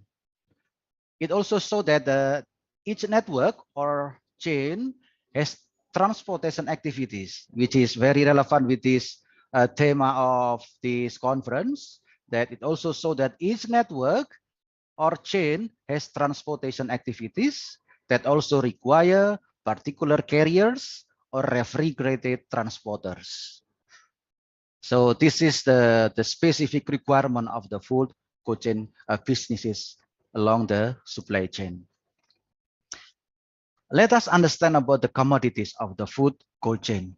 So the food cold chain commodities can be categorized, can be classified into two categories based on supply and product derivatives. So when you see in the figure, so for the source of supply category, it is the food cold chain is divided into 5 sources, such as water-based, for beverage, grains, paddy, dairy, animal protein, and fruit, and also vegetable sources. See the figure? Yeah. The majority of cold chain food derivative product from its sources of supply are products that are perishable and also fragile. And don't forget, all the food cold chain products are having very short product life. Therefore, we need specific treatment for these products. Okay, the impact of the COVID-19 pandemic on a food cold chain occurs along the supply chain actually. So product from upstream to downstream of the supply chain has been impacted by the COVID-19 pandemic. The pandemic has changed the way of treatments dealing with food cold chain from the source of supply, the storages, distribution, and also the transportation and the way in serving to consumers. So the following are the impact of the COVID-19 pandemic on the food cold chain. The first is the problem related to material supply, scarcity of material stock, for example, and also an excess stock due to the low demand. As I said previously, that there is low demand during the pandemic, because the economic is down, so the demand is lower. It means there must be excess of stock, material, and also excess of supply. So this is still a supply and demand issue in a cold chain product, in food cold chain product during the pandemic issue. Okay, during the pandemic issue, food safety is the condition and effort needed to prevent food from possible biological, chemical, and other contamination that can interfere with harm and endanger human health. So we need to consider something to anticipate the safety issue during the COVID-19. So the increasing number of positive cases of COVID-19 last year has impact on all areas, one of which is a safety issue of the food cold supply chain. For the food safety issue, for example, in Indonesia or in other countries, it is very important for the cold chain food industry to strengthen training, for example, personal hygiene on food hygiene principles to eliminate or even to reduce the risk of food surfaces and food packaging material contaminated with the viruses from food workers. Workers in the packaging processes, for example, of food manufacturing and food transfer from manufacturer to distributors or to customers are cold supply chain businesses should be trained periodically, I think. Yeah, because sometimes worker do the activity in the logistic activity, I forget to do the protocol, health protocols. So cold chain transportation issue, during the COVID-19 pandemic last year, food cold chain transportation sector in Indonesia, for example, and other countries face a great challenge to maintain the transfer of cold chain commodities along the supply chain. The transfer of cold chain commodities along the supply chain in the highest standard of hygiene and protecting the drivers, staff, and also the worker from the infection risk by supplying something like hand sanitizer or alcohol all the time, and sanitation protocol is recommended for, of course. The use of reusable container is also the big issue. Yeah. In the pandemic, reusable container are not recommended. So there should be like a policy from the government and also from the industry or manufacturing industry that the guidance should be not using reusable container or reusable packaged for food cold chain product. Because why? Because virus can stay in stable state in the cold chain product from 14 to 21 days. Yeah, they still live in that condition. Even we have already freeze the food product, yeah, the virus still stay in the product. So this is the most consideration when when we have a guideline for example standard operation procedure that always for workers doing some health protocols. Okay, according to King and Venturini, there are three key elements of high quality food supply chain: informations, financial, and also product flow. So as shown in the figure, financial and product flow are two pairs of side of coin that are interconnected. So if aspect of product flow are blocked, as I said previously, product flow are blocked, for example, because of the low demand, because the situation of COVID-19 result in the low income for customers. It means there will be a low demand. It means the product flow are blocked because of weakening demand. It will affect proportionally with the flow of financial. You know what I mean? So there are three elements over there. Financial and product flow are interconnected. Information can be something like the number of product, the supplier of the product, and also the delivery of the product. And now we are talking about the technology, because when we are consider about the traceability, we have to be held by technology, infrastructure.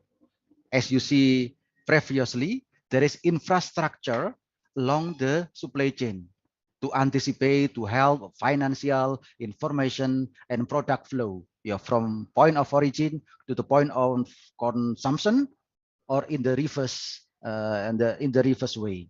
So we need infrastructure there. What is the infrastructure? One of the infrastructure, is about the technology or traceability system. We call in these slides as a traceability system, and we call technology there. So traceability in food cold chain, the increasing possibility of food contaminations against coronavirus during the COVID-19 pandemic has caused more attention to traceability system of food product in the food cold chain actually. So it is explained that traceability system, it means technology, is applied to the food supply chain as tool, right, to help ensure food safety and quality in order to maintain consumer confidence in consumptions. So traceability can be EDI, electronic data interchange, or radio frequency identification, or RFID, and the latest one, for example, blockchain or BC. So these three technology of traceability system can be the alternative to be implemented in the traceability system in the food cold chain. So this is the alternative that we can apply actually. This is the most familiar with all of us, with all of industry. So let's talk about one by one technology or traceability system. EDI, or electronic data interchange technology. So what is the benefit of using electronic data interchange technology? So the first is about the increasing of the electronic data interchange frequency, for example. So good relationship between parties or stakeholders involved in the supply chain, are needed, very required to form the good chain management. Coordination, the key is coordination. The keyword is coordination between parties or stakeholders that involved in the supply chain can be improved, by the integration of information technology that affect the quality of information, the flow of information along the supply chain. And electronic data interchange can do this, can help this, the coordination between stakeholders. Electronic data interchange can also reduce the situation during the COVID-19 pandemic, for example, that we are not allowed to face-to-face interaction. So there is a personal distance. So we don't have to do some direct contact with other people, with other partner, with other stakeholders. So this technology can be the alternative one. So also about the safety, of course, because the safety that this would increase the safety of all parties and product in the supply chain using the electronic data interchange. Okay, in transportation business, electronic data interchange is the transmission of information or electronic document such as invoice, bills, payment documents, and also shipping details, and also historical tracking data. This is the most important thing. The last one in the COVID-19 pandemic era, yeah, the historical tracking data can be stored in electronic data interchange. So there are many benefits to implementing electronic data interchange in the transportation businesses or sectors. Yeah. Okay. Researchers have tried to use electronic data interchange in various industry, I think. I believe that all of you have already read some articles maybe related with the use of electronic data interchange in some sectors, the type of transaction that the use of electronic data interchange was more helpful actually in terms of coordination. I said previously that the coordination is the keyword within the companies. So EDI is used to inform the schedule, for example, of each company department, information related to the production activities, sales activities. Yeah, company also can use electronic data interchange as tool that can increase efficiency and tend to accommodate customer needs more than suppliers actually. Even in the retail industry like Walmart also use Walmart. I believe that all of you has known about this business, the retail business. Walmart use electronic data interchange to provide real-time information with the suppliers regarding order accuracy and also the transparency through its supply chain. And some application in different industry you can see in the article. Okay, the other alternative and technology is about radio frequency identification. So we can call RFID. So another technology that is often used in communication between Internet of Things devices. Of course, RFID, electronic data interchange, is kind of Internet of Things related to food safety is RFID. What is RFID? RFID technology is an identification tool that use radio wave. So the point is radio waves is very technical, radio waves to detect the presence of object through text. So they use text that has the advantage of easy use, automatic scanning, high data rates, and also large memory. RFID has a bigger, higher data rates actually comparing with the electronic data interchange. Yeah, and because they using radio wave, it means the radius is more larger than electronic data interchange. So the principle of RFID is transmit actually radio signals through an antenna. So we need antenna. Sometimes we need something like a satellite, yeah, with a fixed frequency from certain distance to form an electromagnetic field, I think. Yeah, text that contain information. The text is the key for RFID. Yeah, the bigger content of text can contain bigger information, larger information when passing through a magnetic field of the RFID. Okay, still in the RFID in transportation sector. So radio frequency identification is the technology used communication via electromagnetic waves, I said before, to change data between terminals. You can see the figure there. So there is RFID gate over there that contain the antenna like electronic magnetic waves. So there is a limitation actually when we are in the warehouse. So there is inbound and outbound activity that transmitting the goods in and out the warehouse. And also we can monitor with the RFID using the electromagnetic waves using the tag. So the adoption of RFID offers an unprecedented display of assets and also inventory across the entire supply chain. This can lead significant changes actually in several industries such as manufacturing and also retailing, distributing, and also transportation activities. RFID also discussed currently, discussion in an RFID currently focus on the technical, more technical, and management aspect of asset, I think,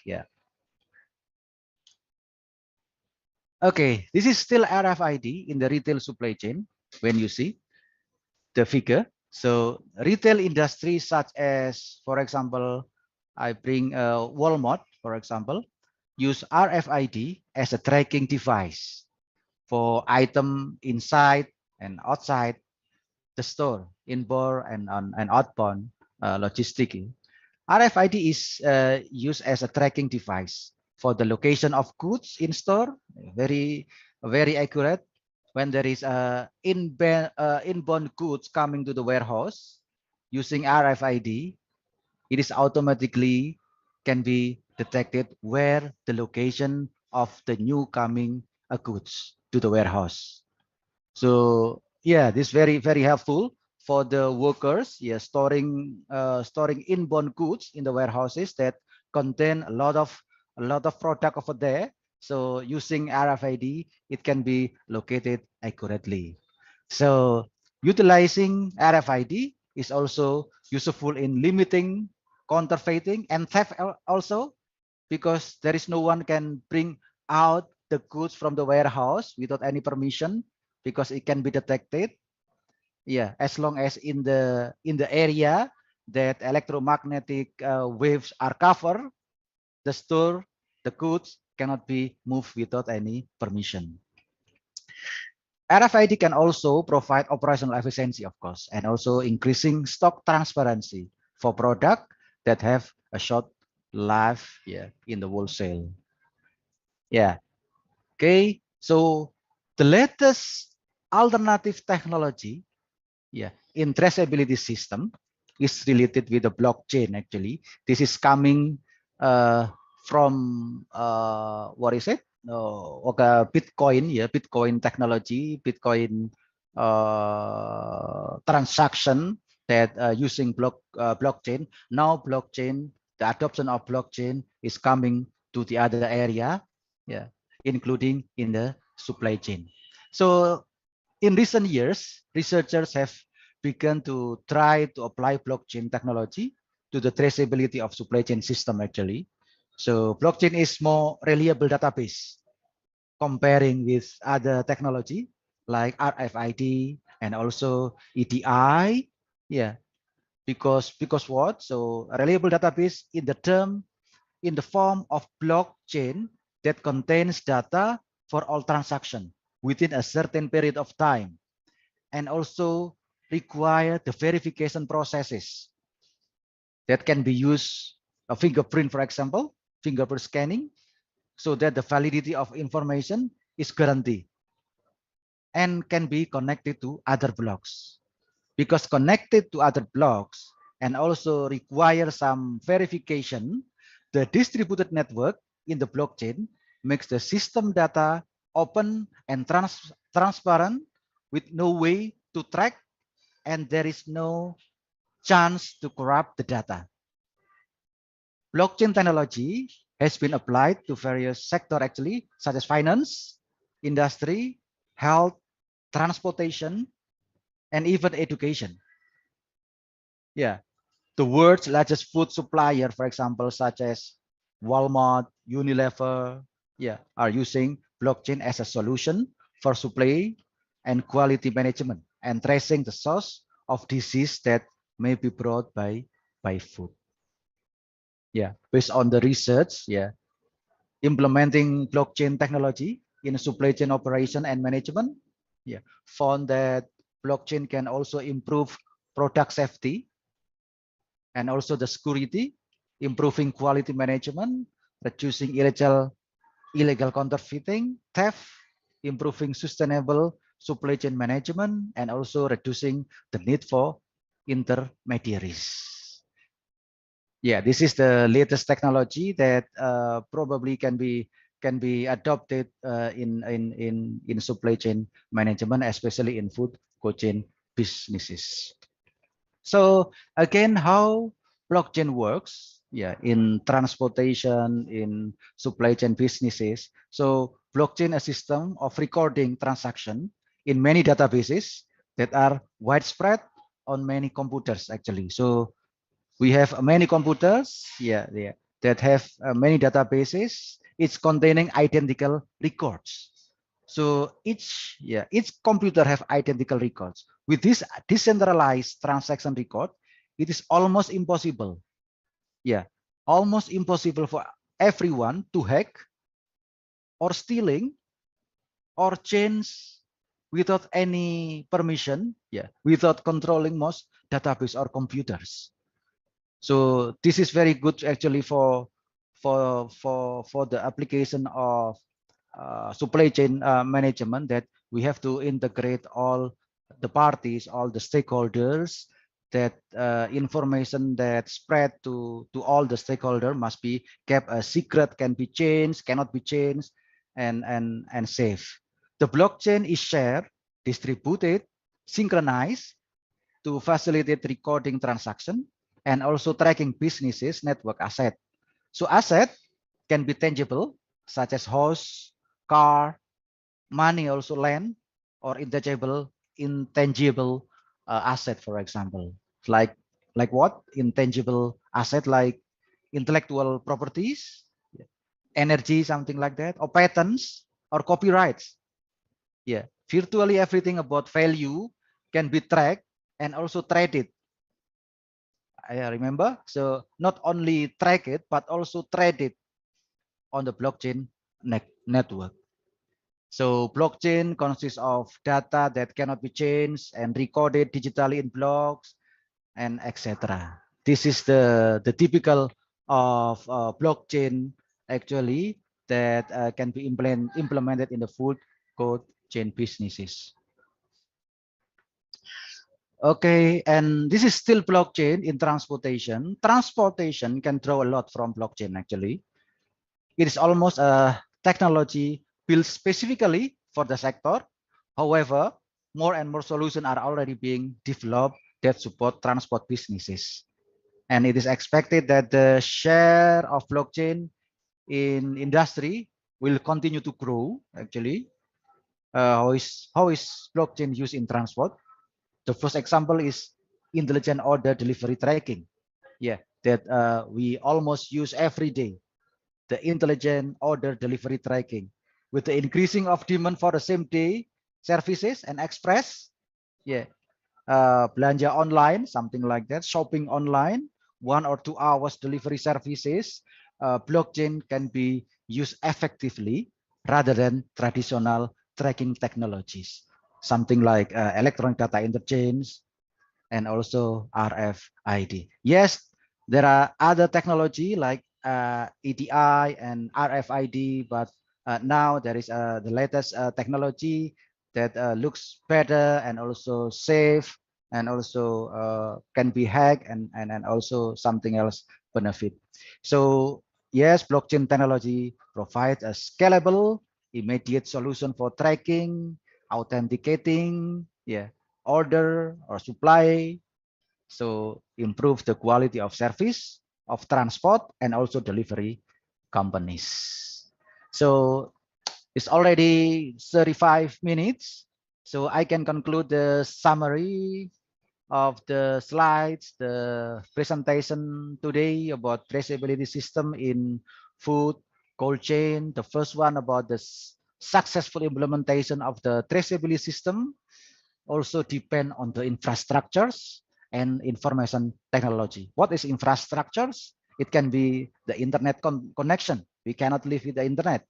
So this is part of the infrastructure and also the energy. We need a supply of electricity, for example, and also the information technology, of course, that we already discussed. There are three alternative information technology system like electronic data interchange. We can use RFID and also blockchain as a traceability system in the food cold chain. And also most the distribution or transportation activities, especially in the field of industry, producer good, and also wholesale trade should be connected and integrated. And technology, for example, the information technology system can help this integration. And the third one that we can summary from the slide is about the supply demand shock during the pandemic. Not only pandemic actually, about the politics situation, global politics situation like the war between Ukraine and also the Russia. It is it is making a shock, yeah, supply and demand shock because some of human basic need like energy and also paddy or gandum, something like that, supplied by those country that involved in the war. So there is a supply shock, yeah, during the pandemic or unpredicted situation to large scale restriction. For example, when the pandemic, there is large scale restriction of the country, also the impact of the movement of the food product along the chains. So the last one is, it is important to describe the current situation of food cold chain, yeah, food cold supply chain, and provide solution during the COVID-19 pandemic, and not only in the COVID-19 pandemic, but after the COVID-19 pandemic and other situation, global situation that cannot predict previously. So I think that's all my presentation for today. Thank you for your attention and be safe. Thank you. Okay, thank you very much for such a very clear explanation from Prof. Ilyas Masudin. A big applause to him. Okay, thank you very much, Prof, once again. But we are going to have Q&A session. And before that, I believe your explanation in terms of food cold change activities is very interesting, and there are lots of challenges that we went through throughout all the journey to reach the destination. But anyway, this is all about the issue and challenges, and of course throughout all the issue and challenges there are always a solution to it. So Prof did mention about various technologies that can help to support this industry. Yeah. Okay, Prof. We are having a numbers of question here. I just would like to go through the chat box. Oh, it does not appear here, but anyway, let me go through the first one. From Dr. Nina. Okay, very sweet Dr. Nina. Soalan hari ini bagus. Alright. Thank you, Prof. Okay. In your opinion, what is the biggest challenge in implementation of the blockchain in food cold chain or halal supply chain? Would you like to respond that first? Yeah, of course.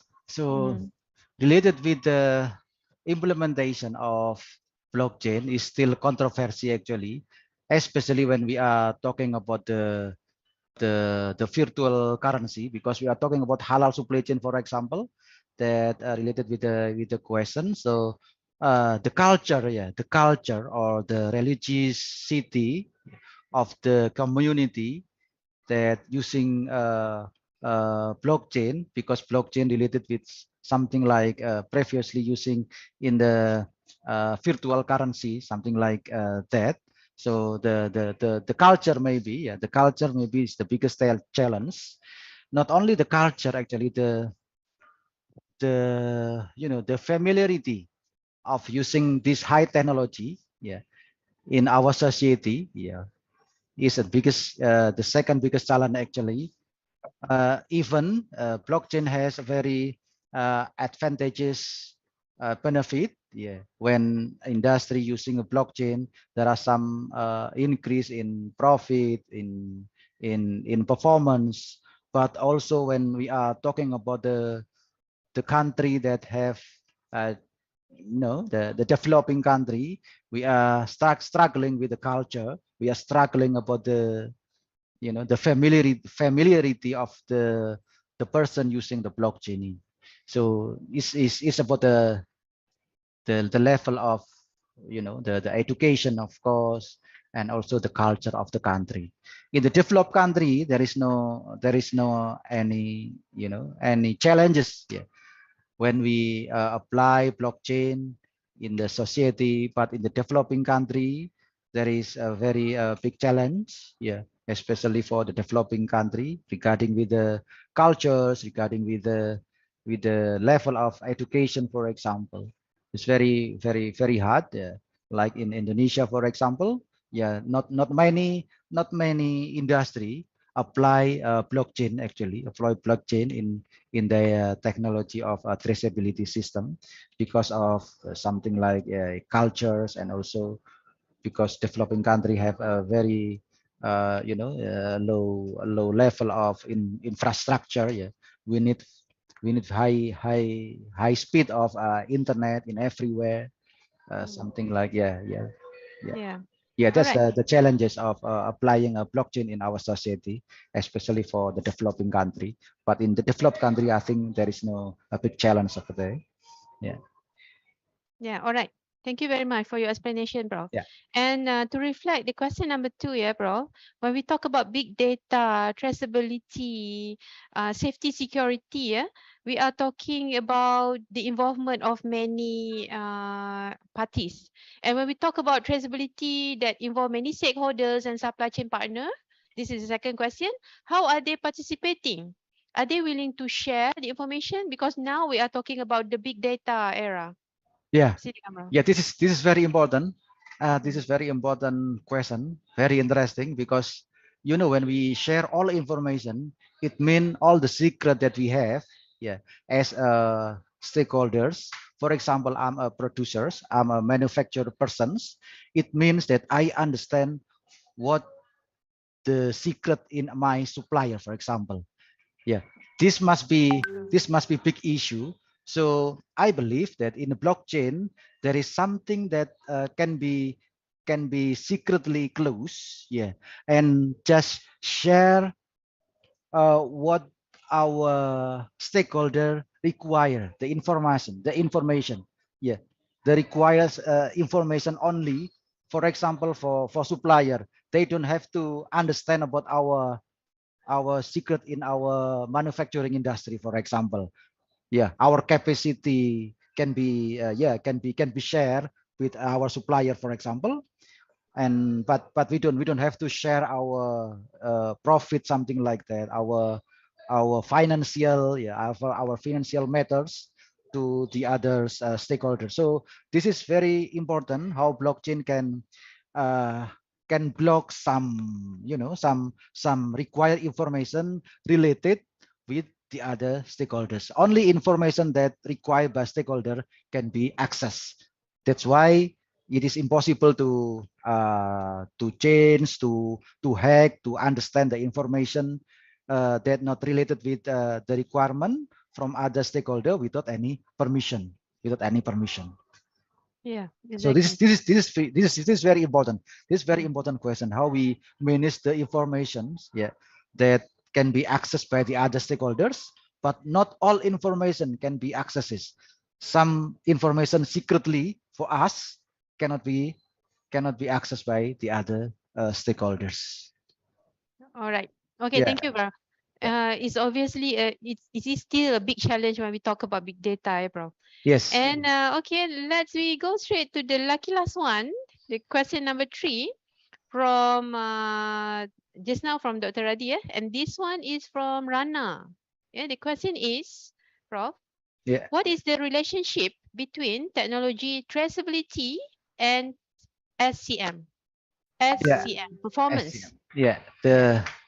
It means that is there any relationship between Yeah, technology traceability and supply chain supply chain management management. performance, right? Yeah. Betul. Okay. This is very interesting. I did some research regarding with this this question actually to understand the relationship between technology, traceability technology, and supply chain management performance. So I try to interconnect it between that three traceability system like EDI, RFID, and blockchain to understand the relationship. Is there any relationship to the SCM performance? And yeah, the results, yeah, based on my research, those three traceability system has very significant relationship to SCM performance. So I can actually I can see you the result of the research.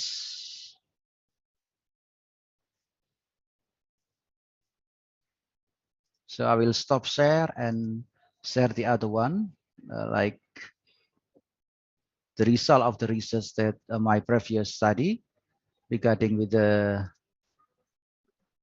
effect of, wait a second.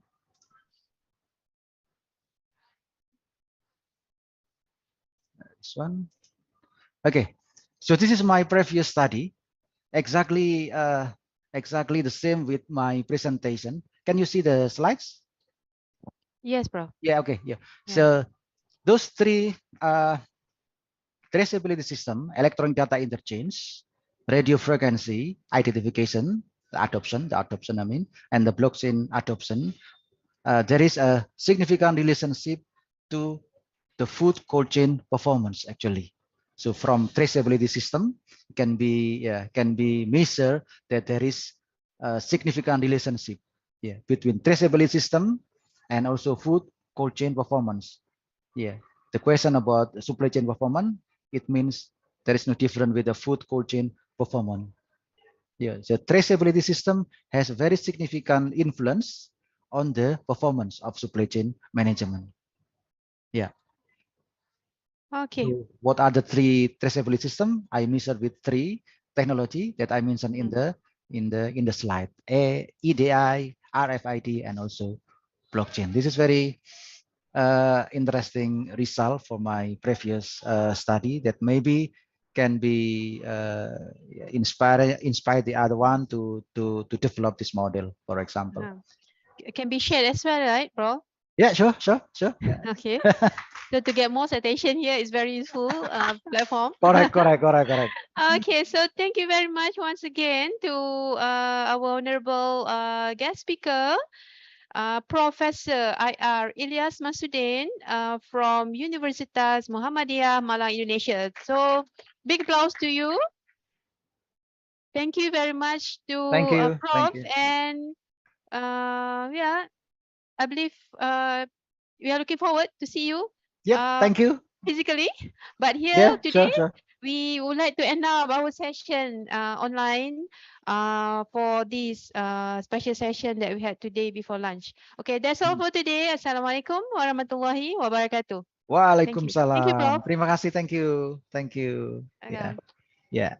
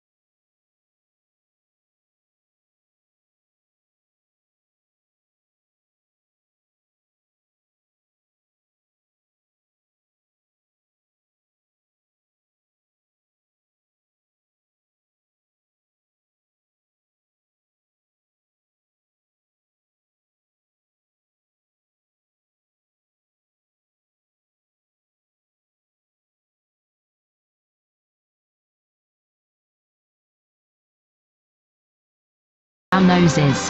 The world keeps on turning without us really paying attention. But imagine if it just stopped. What would you do with the half-ton of rubbish you generate each year? That's just the stuff you see. There's a further 440 million tons of other waste dealt with behind the scenes. In fact, we produce so much rubbish that every 2 hours we could fill the Albert Hall. But clearing up after us is a dirty job, and someone's got to do it. And logistics plays a fundamental part in that. If you're feeling nice and warm while watching this film, consider the logistics that brought the power to your heating system. A massive 63 million tons of coal are burnt in our power stations every year, and 70% is moved by train. And the fuel in your car only gets there because the oil itself is driven to a convenient location for you to get it. Even our alternative energies are hugely dependent on logistics. These farms then generate clean energy, which is harnessed and delivered back into business to supply yet more services. Believe it or not, over £10 billion worth of pharmaceuticals enter the UK every year. A vast majority are brought in by air and then delivered by road to the wholesalers. As our second biggest sector, the economic health of the nation is also heavily dependent on exports from the UK's pharmaceutical industries. It's a big business all made possible through transport logistics. So, other than heating, food, waste removal, construction, manufacturing, our emergency services, our economy and medicine, what has logistics done for us? Well, without it, everyday life would look and feel very different. With no way to ship products from the Far East, there'd be no TV, surround sound or CD player for a start. Furniture from Scandinavia and the polish we use to clean it would disappear. It's fair to say the price of genuine Turkish rugs would skyrocket too. In fact, without logistics, it would be impossible to obtain the building materials needed to build in the first place. It would be living, but not as we know it.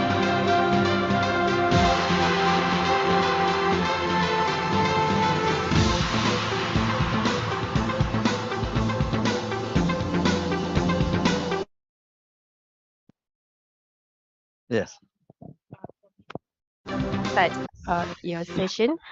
I would like to read Everyone loves short spreadsheets. biography so that our audience Check this out. In Monday.com, familiar get with your started. area. Import from Actually, Dato Amin is a chartered fellow of the Chartered Institute of Logistics and Transport, FCILT in UK. He is currently the chairman for CILT Selangor. His professional career spanned through a unique hands-on opportunity to serve in total logistic industry and supply chain management. It's very excitement. He started his career as a trainer executive with a Guthrie boosted shipping agency in 1975. I was one year at that time. I born 1974. All right.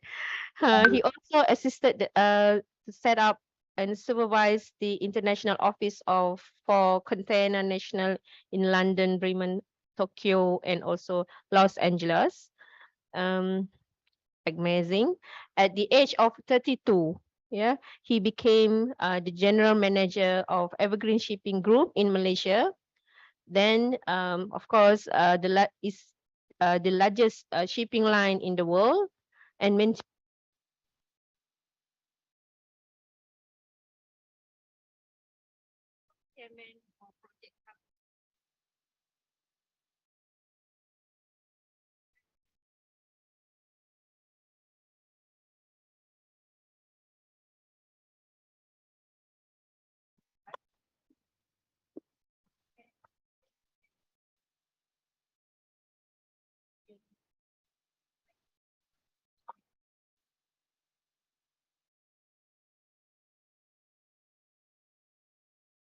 Thank you very much. Well, at the end of the day, what you went through helped to build up your experience and exposure. but more importantly is what you use this experience and exposure for the betterment of the society and the country. Okay. All right. All right. Logistics actually is a term borrowed from the military. Long time ago, when I first started taking the course, it was only called Chartered Institute of Transport, CIT, without the word L, because logistics was used by the military. But after many, many years, they realized the importance of logistics within the transport sector. So they added logistics in because it covers various things, not just about moving things, but the planning and things like this. Okay, let's move to the next one. Thank you. That's not- Okay. All right, we are talking about, since we realized how important this the sector is in the economy of any country in the world, and how much it moves into everyday life, whether it is about schooling, whether it's about hospitals, whether it's about household living, or of course manufacturing, importers, exporters. We know it is important, but actually it is more than that. So therefore, our country decided to relook at the importance and how can we use a proper policy for logistics development to help the economy. Long time ago, we were only concentrating on manufacturing saja. Then how to bring in investment daripada luar untuk invest di sini in manufacturing. They forgot the important significance of logistics. Without that, you cannot make it more, what you call, enticing to these people to come. Okay, so this is the methodology. So we move back to understand it a bit further. What is freight logistics? Okay. Freight logistics defined as economic activities which involve in the entire thing from sourcing, purchasing, packaging, storage, handling the various types of cargo, delivery in terms of transportation of freight, whether it's going by air, sea, road, and things like this, and managing the documentary processes and information process flows between production and consumption points in Malaysia and around the world. So it is not simple as angkat barang, masuk dalam lorry and move the thing. It's beyond that. So that's why we need specialists like you to come in. So freight logistics includes all economic activities which are outsourced to professional third-party logistics. That's why they panggil third-party logistics. Dulu, I'm the manufacturer. I have a small department, buat transport logistics, so become first party. Then they have separate somebody else doing only that, they become second party. Now it becomes 3PL, third-party logistics provider. Later, I will talk to you about 4PL and 5PL. Okay, right, let's move to the next one. All right, how big and how pervasive the scope of freight logistics. So it covers from raw materials acquisition, inbound tadi we talk about, and all the way until after sales service. Selepas dah jual, you will have problem. Customer not happy. How do you do that? How do you collect it back? You know, things like this. So all this comes to play. And then you have what you call reverse logistics. Very important. And of course, tadi kita tengok dalam video, all this waste material yang buang tu semua, that is also part of logistics. Don't think that, oh, ini bukan kerja I. It is part of logistics. How do you, today we are talking about sustainability. So it's more important to plan that as well. Okay, go next.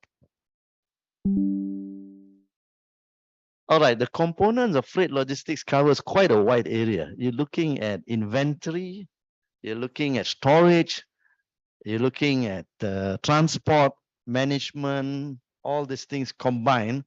The whole thing comes out to about 29% for outbound, and for inbound about 23%, if I'm not mistaken. Yeah. So imagine this as per the capital of the entire country. Now we're talking about Malaysia. This is based on Malaysian saja. But if you talk about China, you talk much bigger. Okay, let's move. Thanks. All right. In short, I'm trying to create this estimated size of freight logistics. This is also related to Malaysian economy. You're talking about freight logistics industry almost 60 billion in terms of generation to the economy, which works out to be about 11.3% of the gross domestic product. So therefore, any country who refuse or do not look into how to innovate and create a better logistics system will lose out in the trading and economic activities. Okay. Next one. All right. So important it is that, for example, just giving you one example, a drop in say 0.5% in the logistics cost will create a 2% growth in GDP. Such important it is. And 40% increase in the range of products exported from a country. So if you can reduce the cost by creating better efficiency, then you can create better economic activities. Okay, next. So port efficiency is another thing. Of course, I just pick up port. There are many things, airport and all that are very important. But when mitigated, the efficiency, it induces the GDP growth by 0.47%. So what I mean here is each important sector, as much as possible, if they can improve their efficiency, that will help in the overall economy. Okay. All right, for the Malaysian freight logistics agenda, this was asked by the former Minister of MITI, Rafida Aziz. So I had to help her and come up with this thing. So we came up with 6 strategic initiatives. And out of this wide 6 strategic initiative, come up with 30 action agenda. So I won't go through in detail, but it's all in the notes. So have a look at it. Yeah. All right. At the end of the day, we are looking at best practices in the context of the national economy. How to improve or to enhance our skills.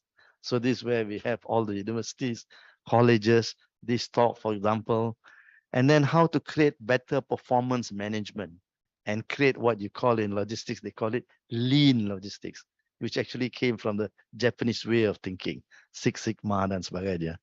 Equipment and system. What is the best equipment? What is the best system? Today we are moving to 4R and things like this, you know. So then fuel efficiency. But today we are migrating towards green logistics, green technology. How do we provide that in the country so that all the industry players, including logistics, can make use of it? So then you look at modal shift. In the past, we are doing certain things this way. How do you shift to a new way of doing things? So we must be always open to new ideas and also looking at the international scene because the supply chains keep changing. And if we don't change, we will lose out. So addressing the environmental concerns, today we are looking at it. And at the end of the day, we are looking how to foster the system connectivity. Because we cannot I buat ini saja, that's my business, you do something else. You must be able to connect. Okay, next. All right, so talking about that connectivity, long time ago, we talked about single window development. At the end of the day, we are trying to reach out to create an ASEAN single window. It hasn't happened yet. And we are looking at how to move towards a bigger global stage of APEC single window. It hasn't happened yet. But we cannot move there if we in our country cannot create our own single window. Okay, next one. All right, so now we look at seamless supply chain management. What is supply chain? What is transport? What is logistics? Okay, in the early days, supply chain is all about the relationship between the buyer and the seller, the supplier and this thing. But later it goes beyond that because after I've established that relationship, I want to buy something, I need that order fulfillment. How do you do that? So that's why everything is integrated today. So the process flow and innovative way of doing things is so very important because at the end of the day, time savings, reduce logistics costs, how to create your own competitive advantage compared to other competitors, and attract new growth. What happened for the last 3 years have shown the world the importance of this. So let's not fall back. Let's move ahead. Next one, please. Thank you. Okay, the players in the supply chain are very wide. So you're looking from manufacturer, factory players, people who provide transport, distribution, warehouse operators, then warehouse pun there are the various category of warehouse, single warehouse, distribution centers, and things like this. Then you have ports, airports, then you have freight forwarders.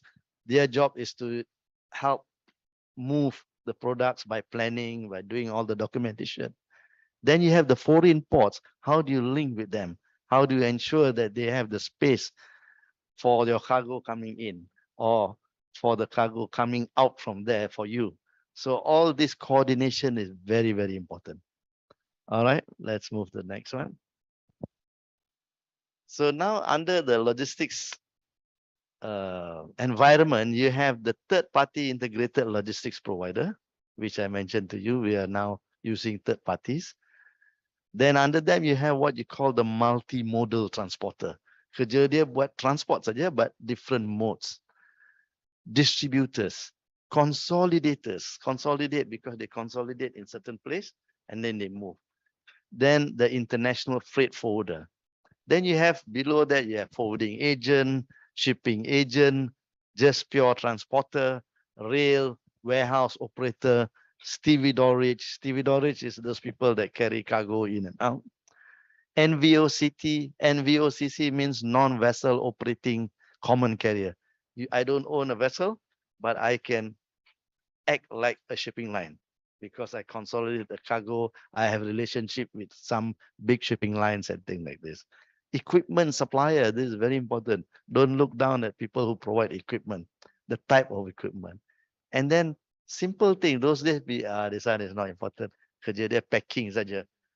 Packing is now very, very important because packing, you need to have special packaging depending on the type of cargo. And then you need to put it on special or specialized, what do you call, that before you ship out the crates, you got to put it on it so it moves. And all this needs people who can think beyond what is being done today and anticipating what will be required in the future. Okay, next. So now we go back to supply chain. It's the network of organization because it is not just one party, two party. They are involved through the upstream, that means from the supplier end, and downstream to the customer end, linkages in the different processes and activities that produce value in the form of products and services in the hands of the ultimate customer. If you don't take care of all these processes, at the end of the day, customer not happy. So they go and look for somebody else. So this is very important because you need to build a relationship. You need to understand this. And when I work in the logistics sector, I always talk to my management staff, what business are we in? We are in the business of transport, sir. Okay, what else? Anybody else? Oh, we move goods from one place to another. I said, oh, okay, that's straightforward. But how do we build our business? We are in the business to understand what our customer want and how do you help our customers satisfy the end customers. That is a solution we must provide. Then only we'll win the fight in the competitive age. Okay, next one. Facilitating supply chain management. Very big, from supplier to procurement, manufacturers, sales, marketing, distributors, retailers, and all that. But then you have the relationship that move beyond this. You have the return cargo. Can you click and see if there's something else? Or it's not coming out. Okay, you have the planning flow. You have to plan first, and then the supply planning, making sure after the planning, how do you actually execute it? Because you can plan one thing, the execution may have other problems. How do you solve it? You cannot say that once I plan this way, you must follow to the T. You must always be prepared for something happening. Okay, and how do you respond to this? That creates the difference between a successful logistics provider and a supply chain management system. Next. So you create a solution, you call it supply chain solution. Just now I mentioned about what business we are in. We are trying to provide solution to our customer for their end customers. So you must understand the end customer's requirement. Then only you can plan. Sometimes when we talk to our own customer, the people in the management there, they don't seem to understand all this. So in order to do this better, we need to do more. The big multinational logistics company do this. The local company say, our job is just to carry this cargo and move there. What they want, we do only. So we will never last this way. We must think one day, we are starting today from Shah Alam or Port Klang. Tomorrow, we want to have offices in UK, US, Europe, China, everywhere. So we must beat the competition. We must be more innovative. So we must create all this. How to increase productivity, how to create the customer service level. And then at the end of the day, it involves assets deployment and how to utilize it properly and the cash flow. Of course, when all this come in, money comes in and money goes out. How do you make sure that you have the extra cash to put it in the bank? Okay. And lastly, the continued growth or continuous quality improvement. So that's why in every organization today, people are going for ISO lah, you need to, because very important. You need to upgrade your services, your quality of services, the way you deal with people, the way you handle your documentation, the way you plan everything, and the way you understand your customers. More importantly, how do you as a third-party logistics provider go up to your big customer, they tell him, sir, I think we have an idea. You can do this like this, you'll serve your customers better and save money. If you don't first prove that you are of quality, they say, hey, don't come and disturb my business. My business is 20 times bigger than yours. You don't tell me what to do. So you have to improve yourself, build your reputation, then you can go and talk to them. Okay. Next one. Then finally, you have this important triangle. At the end of the day, whatever business you are in, profit return on asset is so important. You need to provide customer satisfaction and operational and asset utilization. Okay. All right. Supply chain management covers a huge area of activities to which it is already in the notes. I will not dwell into this too much. It covers a lot of things here. Thank you. All right. This is very important because traditional supply chains are consequently being re-examined, particularly the last 3 years, because new things are happening, not only in terms of penyakit and all this sort of thing, but worse still, which creates more problem, is the global issues between countries, and they don't want you to deal with this country and that country and all that. So how do you mitigate this? What way do you do it? So all this come into how do you examine and reduce costs and increase customer responsiveness while mitigating all these big issues. Okay, next one. So back to the triangle tadi, very important. On top is the customer service, because whatever you do, the customer is not happy, nothing can be done. How do you handle the physical distribution? But all that will happen when you do your demand and supply planning properly. The 3 key supply chain areas. Okay, next one.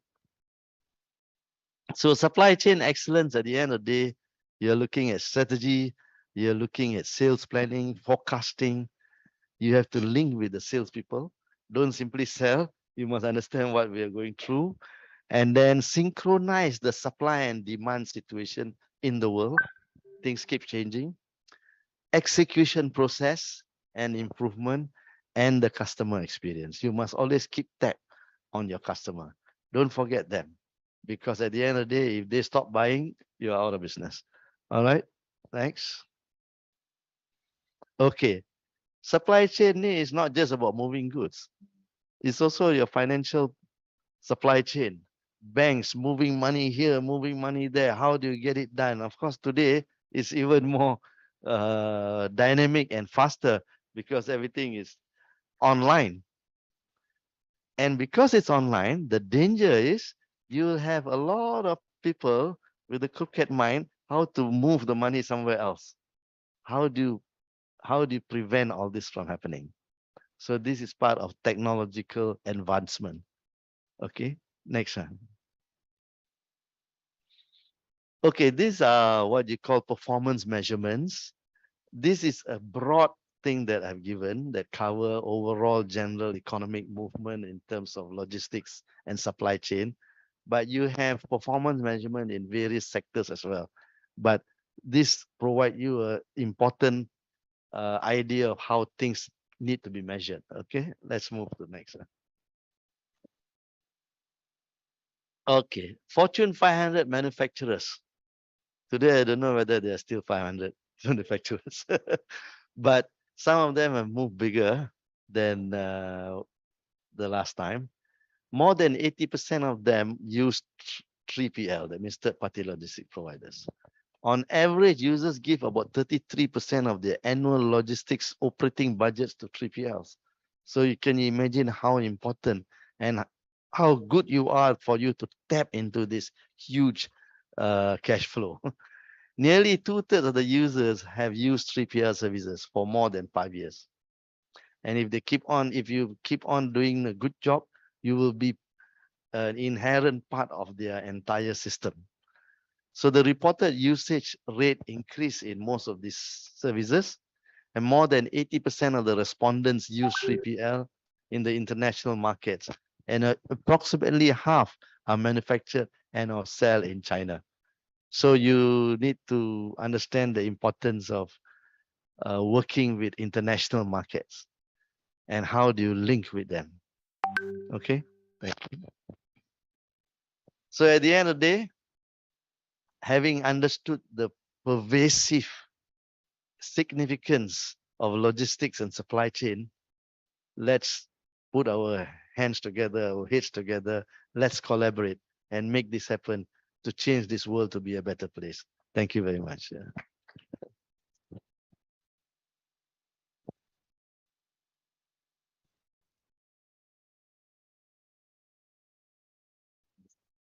Thank you very much, Dato, for your fruitful sharing this afternoon. It's covered a lot of area actually. So maybe is there any question from the floor?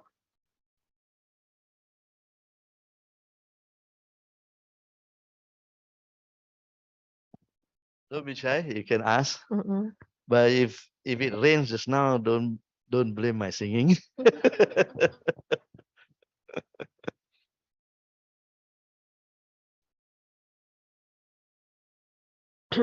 Or maybe is there any question from the chat? From the chat, maybe I can read for you, Dato. Sure. Yeah.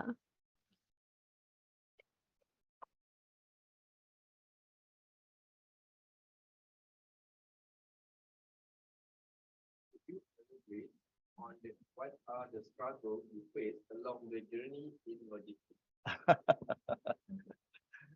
Okay, thank you very much. I see. Okay.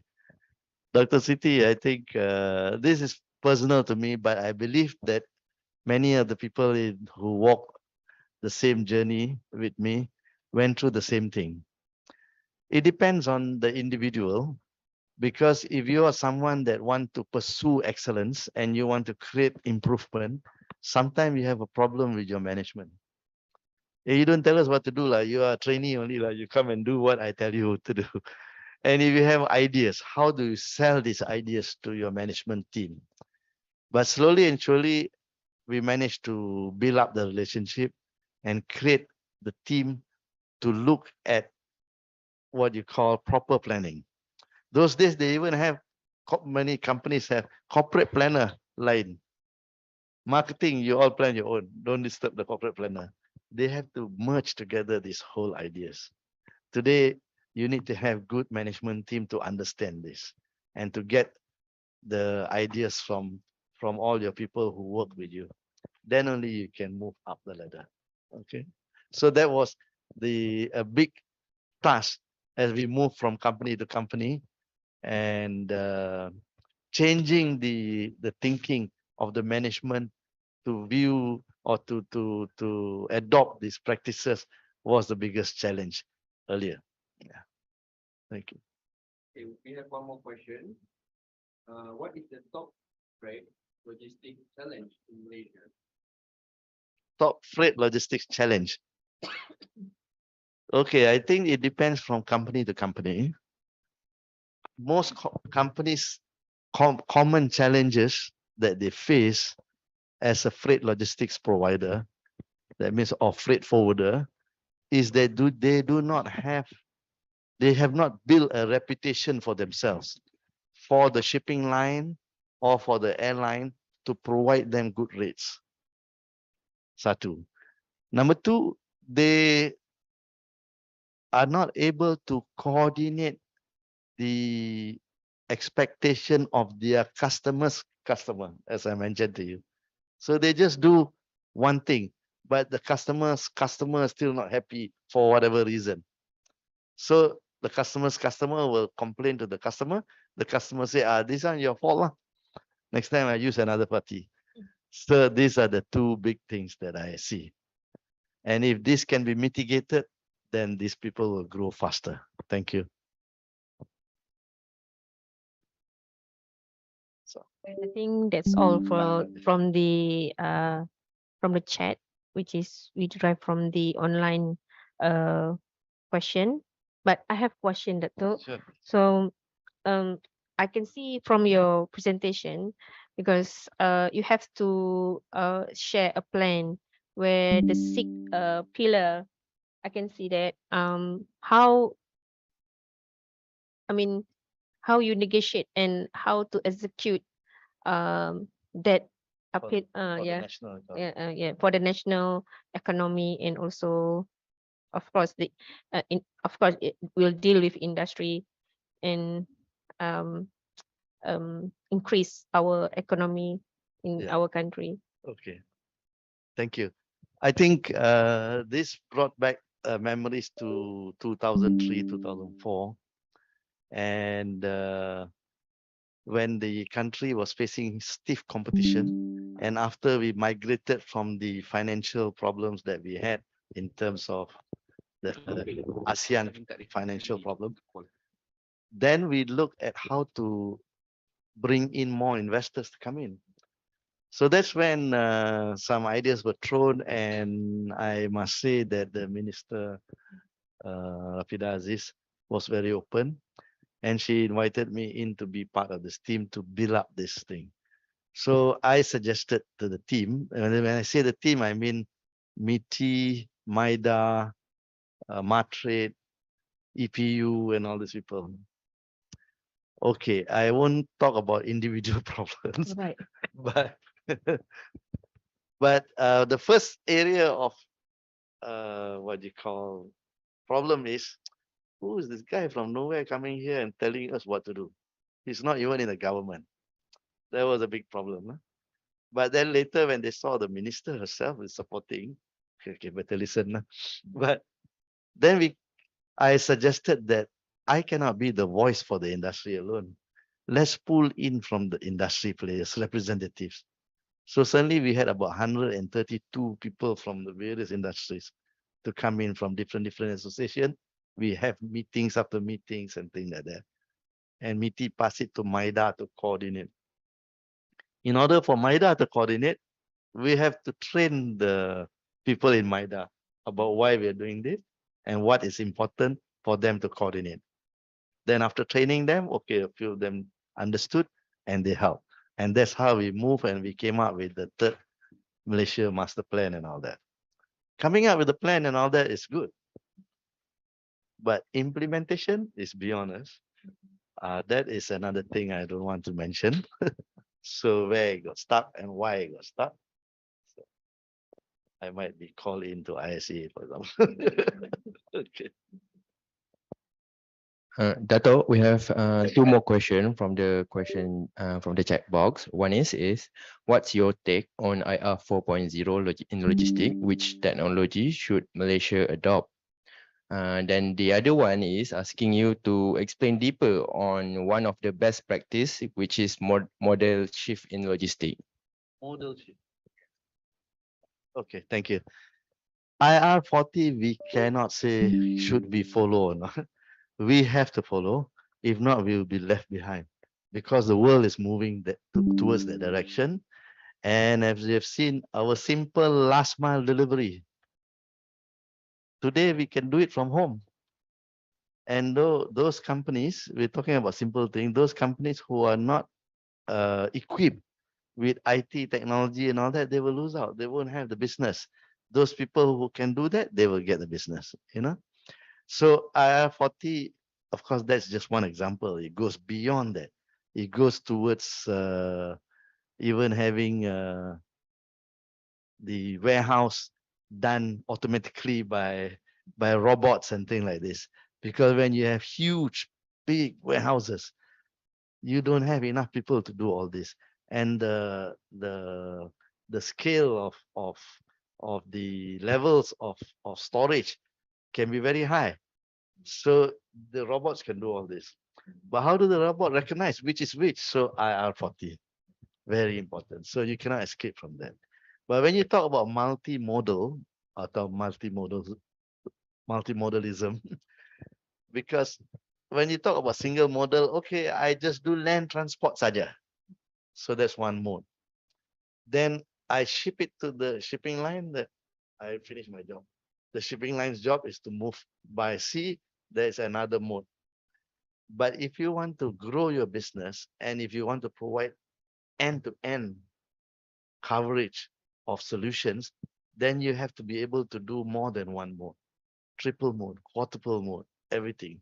Today we are talking about from door to door. How do you do that? It's easy to say door to door, but it covers so many things. And then you have the geopolitical scenario. Certain cargoes cannot go to a certain country without changing certain things. You have to find the right place to look at where you can take out the cargo, redo certain things, value addition, changing documentation, and then ship by, become smaller, so you ship by air this time or whatever. So all that choice and things like this comes into the direction of what you call multimodalism.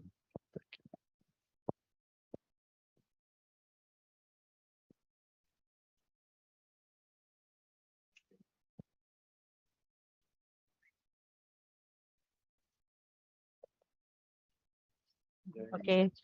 Okay. All right. Oh, there is a question. Okay. Yes, I think. All right, thank you very much, Dato, for the very interesting and information just now, information sharing just now.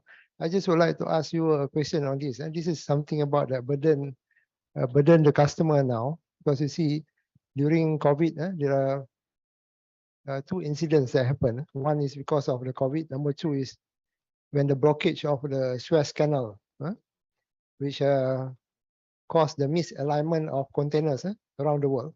When you see one part of the world is full with empty container, another one they don't have these empty containers, and because of that, now the cost has gone up, right? I think now it's gone up to 4 times, if I'm not mistaken. Last time, 140-footer container cost about 8,000 ringgit, and now has gone up to 20 over 1,000 for 140-footer container. So, in your opinion, as an experienced, practitioner as well as the people who expert in the area, what do you think about this? Is there a solution towards this? Is it going to be going to happen again later, and the price again will go up again and again. Any solution for that from your opinion? Right. Thank you very much. Thank you. Okay, it goes back again to what we discussed just now. We are talking about the global environment of supply chain, the scenario, and the supply chains can be affected not just by disease or war or simple thing, weather, or even apa nama, we're talking about these countries who have their own group of people they don't want to deal with. They're not happy with certain countries. They're blocking and all that sort of thing. So all these create problems. So as an innovative logistics supply chain service provider, you must be flexible enough when and you must have your finger on the market to understand what's happening. And before something happen, you need to have planning what to do next. That's why, as I mentioned earlier, a long time ago when I studied it, it was called CIT, Chartered Institute of Transport. Logistics was used by the military. Why military says logistics? Because they have to think, if I go to war, where do I get my supplies from? How do I move my people from which place to? If this place is blocked, if that country suddenly don't want to play ball with us, so they must have plan B, plan C, plan D, and all that sort of thing. So now we put all that into business, and this is where we have the innovative logistic solutions or supply chain solution. So need to be overlooked. But coming back to your question directly, yes, it's not just because of the big ship that was stuck in what do you call Suez Canal. It was Evergreen, and I was handling Evergreen before.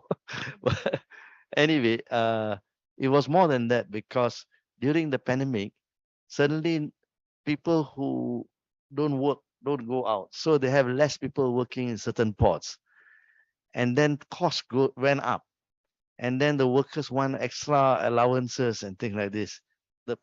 The companies, the ports don't want to pay them, so they refuse to go and work. They do something else, so there are less people. So empty containers arrive at the port. Not enough people, not enough equipment to move this around and all that. So when these are not taken off and then reshipped back, the shipping line will have a shortage of inventory. Suddenly tak cukup container. So do you need to go and build new containers? Too much container nanti. Do we wait? So that's where the costs have come up. So the shippers who have money and who have customers that are willing to pay, okay, change from sea, ship by air. But even that became more expensive, the air transport and things like that. So, but today it's coming down again. So hopefully things will be better. And the thing that the most difficult part to control is when there's war. So when there's war, then there's blockage and things like this. Okay, thank you. Right. All right, thank you, Dato. It's cover all the segment and area here. Yeah, it's about freight logistic service sector. So hope audience and everyone can take an opportunity for further discussion probably, or collaboration probably. Yeah, thank you very much, Dato, for your sharing for today. Thank you very much. Terima kasih.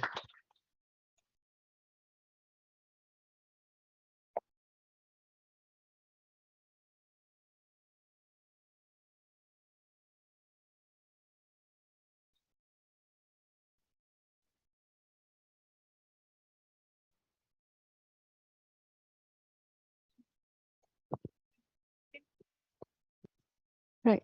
Thank you so much, Dato' Muhammad Amin, for this talk just now. Okay, I would like to invite Dr. Zahra, technologist Dr. Siti Zahra, the Deputy Director, Industrial Linkages and Commercialization with Trans UiTM, to present a small token to Dato' Muhammad Amin. Okay, if we can have another photo session. Can we have all our audience together in front to take photo with Datuk? Yeah. Yeah.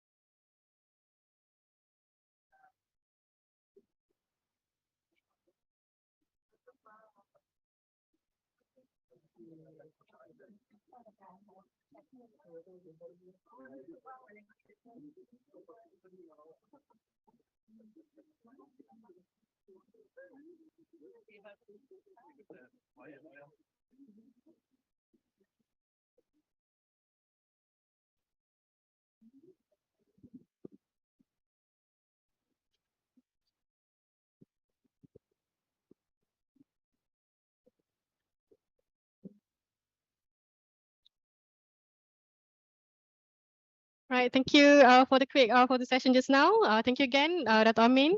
Thank you, Dr. Zara. Encik Fazal, do we have the two speakers online? Yeah. If yes, then maybe we can start earlier.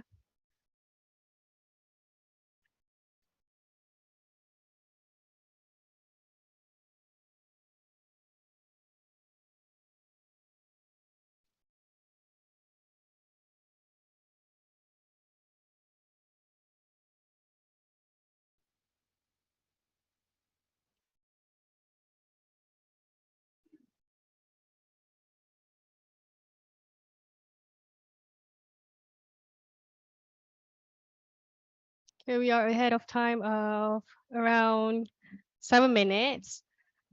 So we are trying to contact our next keynote speaker and moderator. If they are ready, then we can start straight. The moderator is here. Hello. Hi, Prof. Hello, Prof. Ruth. How are you? Good morning. Hi, good to see you. Good to see you. Okay. All right. Prof. Ruth also is online. All right. Shall we start now? Yeah. I think if you are both of Prof. Ruth and Prof. Erwin are ready, then we can start. Yeah.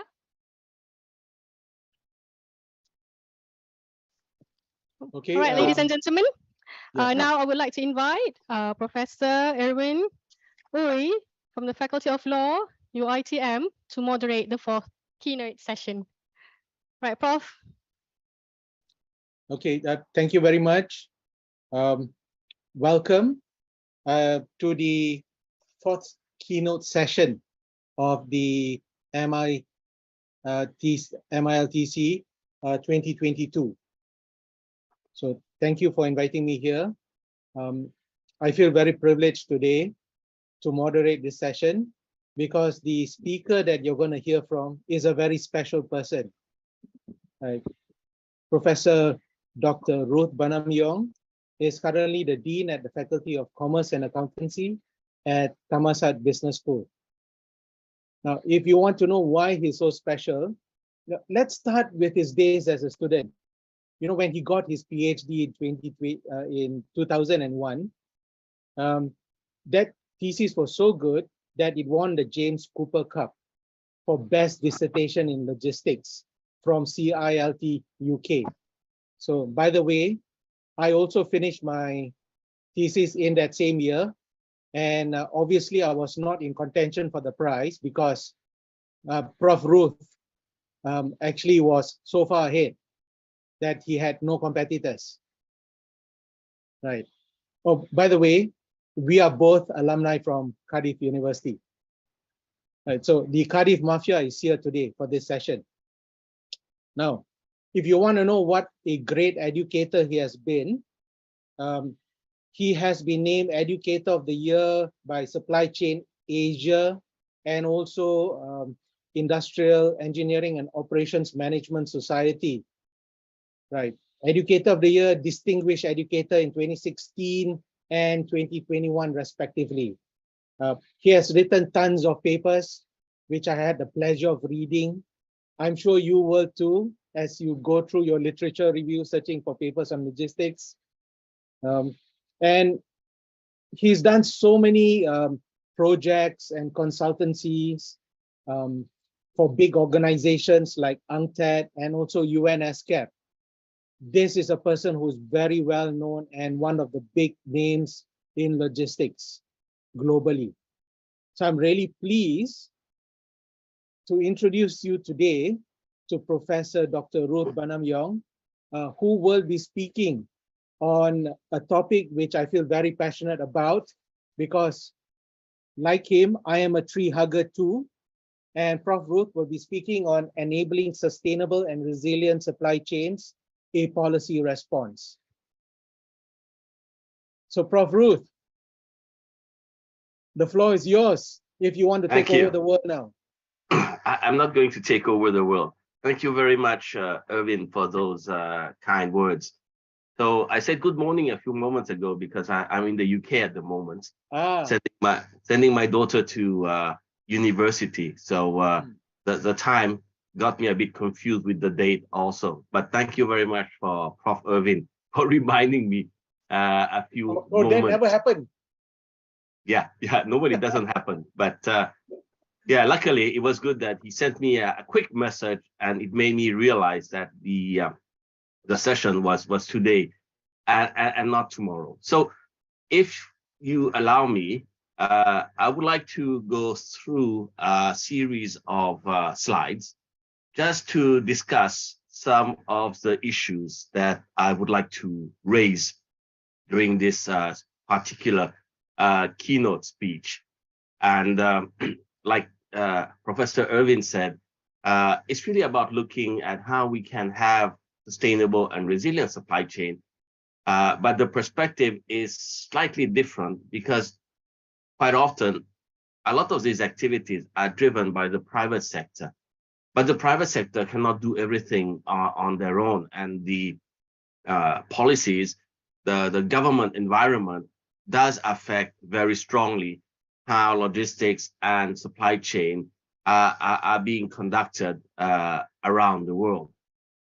So I was preparing a short presentation of myself, but I think Professor Irvin did an even nicer presentation of me. And one thing that I think is quite interesting is, even though I'm dean, I never thought that I will become dean one day, but I think it's because they had no one else left in the faculty to become dean.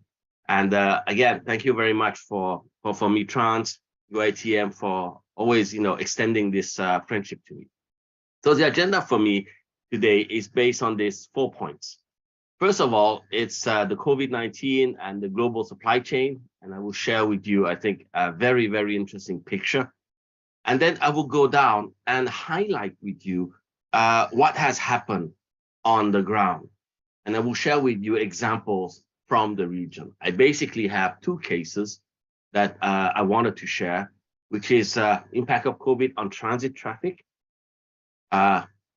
where, as you know, now road transport, especially in the region, has taken, I think, an interesting turn in the sense that now we have more and more transit traffic. But the challenge has been with the COVID that a number of other regulation has affected that transit traffic. And I will share with you one case. And then I will also share with you another case of how the COVID has affected the various logistics service providers in the region. And then that's where we'll come up with this policy response. How can we enable the logistics and supply chain to be both sustainable and resilient, but really from a macro perspective. So with the COVID-19, and I was sitting in at the end of the discussion that Dato Amin was involved in, talking about the evergreen, talking about the various disruption that has occurred. The thing that I think we can safely say is that because of the COVID, it is true, a lot of the borders themselves have shut. And we have also seen new policies that very much focus on taking care of the supply chain within the country itself. But as we know, before the COVID, the world was very much interconnected. And we were all going on about globalization, and we were all looking at it from the perspective of total cost, which one would offer the lowest total cost. But today, with these uncertainties, the dimension of risk assessment has become very, very important. And what we are seeing is that many things that we have thought would never occur have in fact occurred. And now we see a trend towards shorter global supply chain. That means this supply chain will become more regional, from offshoring to inshoring. And all this is because of these various risks that we do not know when they might occur. So it is always a balancing act. It is always a balancing act between how do we gain the most benefits from efficiency and efficacy in the logistics and supply chain system, and how do we manage the risk within the system itself. So this picture, I think, really shows that we are really actually living in an interconnected world. And we do see that anything that happens in a particular area of the world will affect the rest of the world. A bit like the butterfly theory, where if a butterfly spreads its wing, in one island in the Pacific, you will have a thunderstorm in the Amazon River. So this is really just a big picture to set the scene. Now let's look at this case study of transit traffic in the region, and I've selected the Mekong sub-region, which is basically continental Southeast Asia, and looking at a specific corridor, which is called the North-South Economic Corridor. In Malaysia, you also have your own corridor. I know that there is a Northern Corridor, NCER, So it's a bit like the same idea, except that it goes across a number of countries. So let me share with you the geographical location and just to provide you with a bit of context. So in Laos, which is a landlocked country, there is a highway. It's called Route number 3. And it stretches from its border with China, which is at Botan, to Hue Thai, which is opposite of Thailand.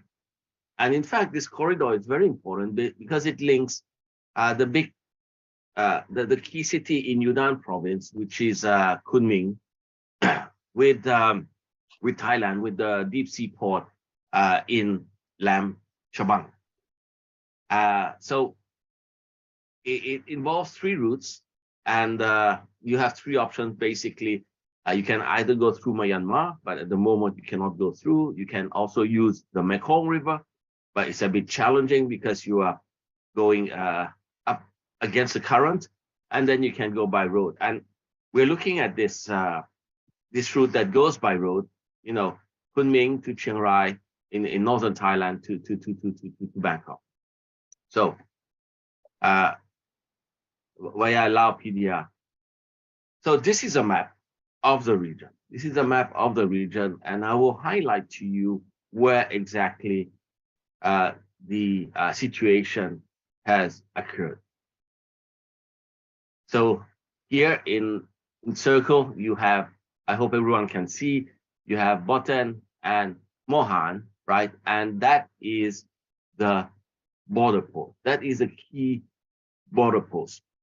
Even though that there is a train now that links this location with the capital of Laos, still a lot of vehicles, road vehicles, still uses this particular border post to get entry into China. And let me share with you what basically happened. So this is a situation. Normally, a lot of fruits are exported from Thailand into China. And the price of transit freight, which normally, you know, we use Thai trucks to go up to the border, and then the Chinese truck will come and pick it up at the border. So the price per FPU was about, refrigerated FPU was about like 500 US. But when the pandemic came in, the price increased to 1,500. So as we have seen around the world, when the pandemic came in, we have seen a big shortage in containers. We have seen a big shortage in terms of the supplies. So the freight rate has gone up quite a bit. I would say really a lot. And at the present moment, what we're seeing is the opposite. It seems like that freight rates have gone down quite a lot. But this is a case of road transport. And when we did the survey, we observed that there were about 300 vehicles, 300 trucks that were stuck at the Lao border. And some of these trucks have been, you know, stuck for more than 2 weeks. And here you see 2 pictures of the yard where the trucks are basically waiting. So big question, why are the trucks not actually moving? They should be able to move. It's not people that are moving, it's goods that are moving. Well, the reason is probably comes from this different understanding of the situation. So you have Thailand as the export country, where the people in Thailand, they don't really actually have the full information of what is happening in Laos. Quite often, it is based on hearsay, what other people say. You know, when they say, they say, they say. So who are these people? So these are some of the hearsay that we have received in Thailand. One, that there's a new regulation in Laos that only allows for Lao drivers and trucks to transport, but there's not enough capacity. Second hearsay, having to pay under-table money to have Thai drivers on Lao roads. Third hearsay, Chinese drivers are not allowed onto the Laotian side of the border. So from a Thai perspective, the first idea is if by road it is stuck, then we should go by the Mekong River and use the Chinese port on the Mekong River to remedy the situation. So that is a perspective from Thailand. Then from the perspective of Laos, and this is from what I have been able to collect from some of my colleagues at the Ministry of Public Work and Transport, they said, yes, we have issued a decree.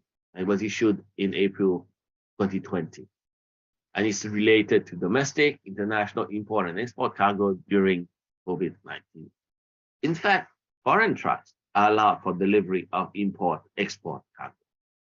So that means there's no issue. There's only an issue with transit cargo. Foreign trucks, according to this decree, are not allowed. The goods must be transshipped onto Lao trucks. So it's, I would say, a partial truth that the Thai perspective obtained. But the actual reason is that many trucks that are stuck at the Lao-China border, it's not because there is a lack of drivers or trucks. It's really is a question of China itself with its policy that does not allow the Chinese drivers to get out of China and does not allow the Lao drivers to enter into China. So it's not, from a regulatory perspective, from the Laotian side, yes, it does create a bit of problem, but still means that goods can still go through. But it's really just that the bottleneck is at the Chinese border. So what's the solution? Well, you can have a change of drivers in the no man's land because there is a no man's land of about 1 kilometer at the border. But there is a problem, is that no one has set up a kind of a standard operating procedure related to the exchange of drivers in the no man's land.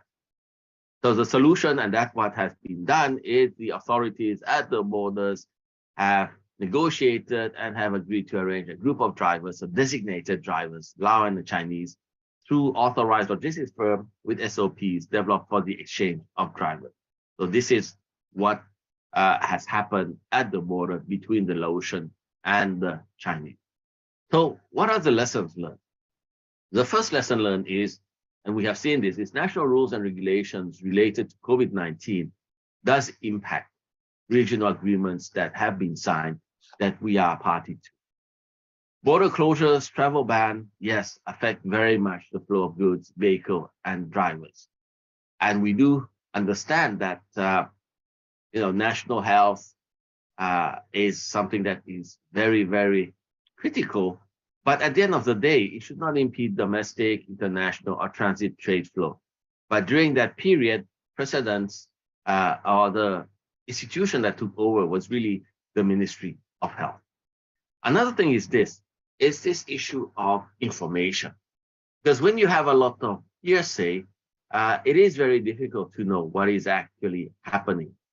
So what is really needed is transparency of information. And because we are in the same region and there have been so many regional agreements that we need to push further so that you have this cooperation between agencies in Thailand, Laos, India, and China so that we can enable seamless movement.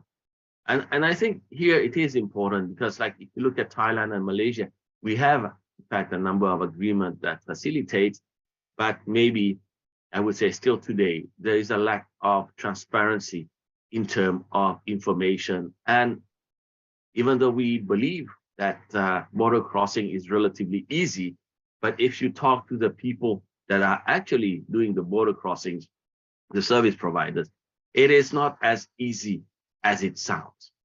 So that is the first case, and really saying that, hey, we have to be very careful. We have to balance between this safety, health, and facilitation, because at the end of the day, if we all close our borders, that is not good for the economy.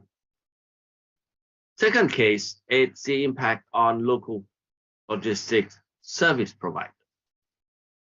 Because what we have seen, and again, just to continue based on the same idea, is because of the various laws, rules, and regulations, this emergency law has restricted the movement of vehicle, people, and goods across, the countries in Southeast Asia. And that has reduced demand for logistics services. What is the problem? Well, the problem is a lot of the logistics service providers in the region are not large firms. They're mostly small and medium enterprises. And because of the economic downturn, customers are in fact delaying payments. And also the truckers, the customs brokers are requesting faster payment for services when they are providing services for the logistics service provider. But these local logistics service providers have limited access to capital and cash flow, and this has always been one of their biggest problems. So one of the metrics that we can use to look at the health of these logistics service providers is to look at the cash-to-cash metric.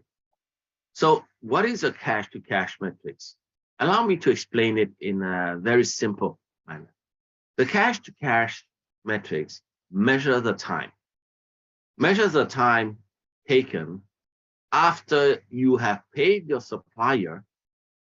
How long does it take to receive money from your customer? Right? So this is the idea.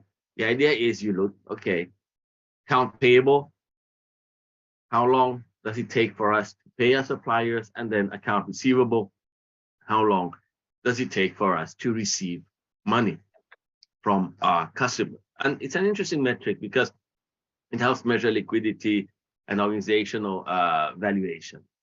So the average that we found during the period before the COVID, 2017, 2018, I was doing some research on this, and this is what I found. So KPI, C2C, Cambodia is a cash-based economy, so the C2C is quite fast. I had data from Indonesia at 19 days, Philippines about almost 3 weeks, Thailand 2 weeks, Vietnam about 3 weeks.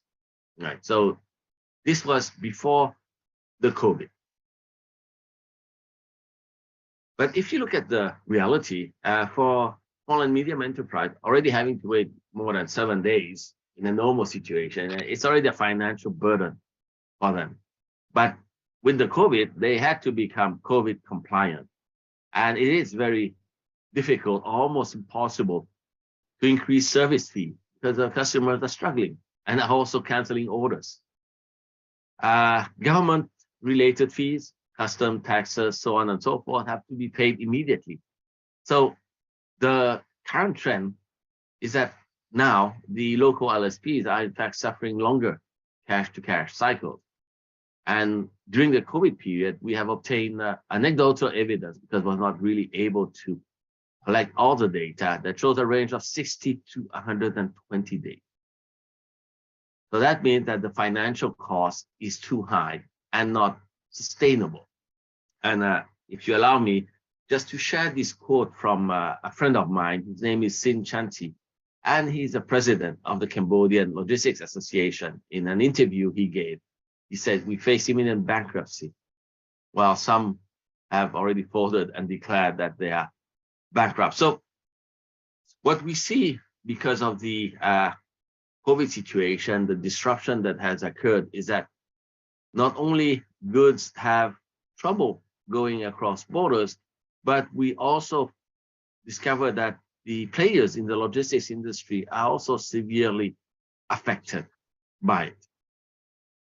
So now let's go into some of the policy responses. And this is what I would like to say. The environment that we live in today, some of you may be familiar with this terminology, the VUCA world, you know, the volatile, uncertain, complex world. But now some people are talking about what they call a bunny world, you know, brittle, anxious, non-linear. So yes, we are really actually living in a very, very, very uncertain world. And the closing of the borders are in fact not a solution, but it's probably the easiest thing to do, because it's always easy to say that the culprit is something that is foreign. But that negatively impacts the economy. And support to business, yes, is very important, especially the SMEs during that specific period. So now let's go into the next 2 points related to the policy response. Is a lot of the development that we have done in terms of logistics and supply chain have been very much dominated by what we call the lean paradigm, just in time. But today, after the COVID, we need to consider the supply chain from the perspective of just in case something happens. And one thing that I do teach my students all the time is, if you are in the logistics and supply chain profession, it is always very important to be able to see the world from a worst case perspective. We hope that it will not happen, but we feel that if we are prepared for that, then yeah, whatever happens can happen because we're already prepared for the worst. But maybe the challenge is, how do we actually develop such scenarios, and how can we be sure that the worst case scenario is actually the worst case, and it is something that there will be nothing more than the worst case scenario that will happen. And because we're talking about resiliency, true, so now it has to be designed at the onset, we must not forget that sustainability has become even more and more important. And when we talk about sustainability, there's basically 3 dimensions to sustainability. Of course, the first one we think of is the environmental sustainability, but we also need to think of the social sustainability, and last but not the least, the economic sustainability. It seems like we have had a lot of discussion on the environmental sustainability with like the various COP meeting, like the last one in Edinburgh, COP26, and the COP27 will be held in Egypt. But the challenge is, how do we balance these 3 dimensions of sustainability? So allow me with these points related to policy response, just to say to you how difficult it is to enable sustainable supply chain management. And this is from a supply chain management perspective. You have the top management. What are the key KPIs of the top management? Is it sustainability? I would say that in Europe now, yes, it is becoming like that. Then you have a lot of discussion related to how do we actually measure supply chain sustainability? Is it just the carbon emission? What are we actually looking at? And because we have 3 dimensions, it is not that easy. Again, because it's a different type of philosophy, you will find resistance to change. This is something that occurs. It is quite common, and also the expertise on sustainability is very important. Who are the real experts? I do not claim to be an expert on sustainability. I do some consultancy projects. I do some research related to sustainability, but I don't consider myself as an expert. And we need to do much more research on it. Another point is this: we talk about sustainability, but from a government perspective, what are the actual regulation or the policy to enable sustainability, to support sustainability? We also need to look from a procurement perspective. How green is our procurement? What are the benefits? What are the technology, the culture within the firm? And of course, last but not the least, all of these financial constraints. So what you see here is that developing a sustainable supply chain is not that easy.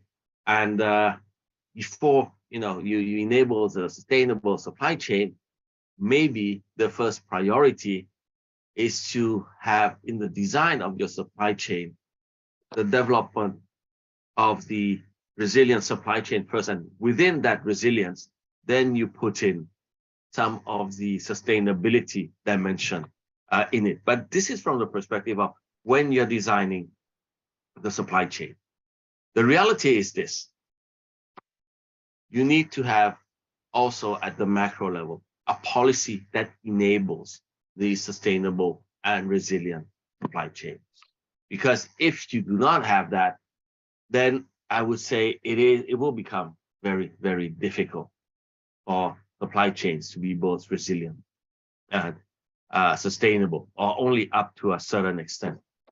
It needs the support of the institutions in the government. So the first part is this. When we look at infrastructure, which is provided by the various governments, that infrastructure needs to be resilient.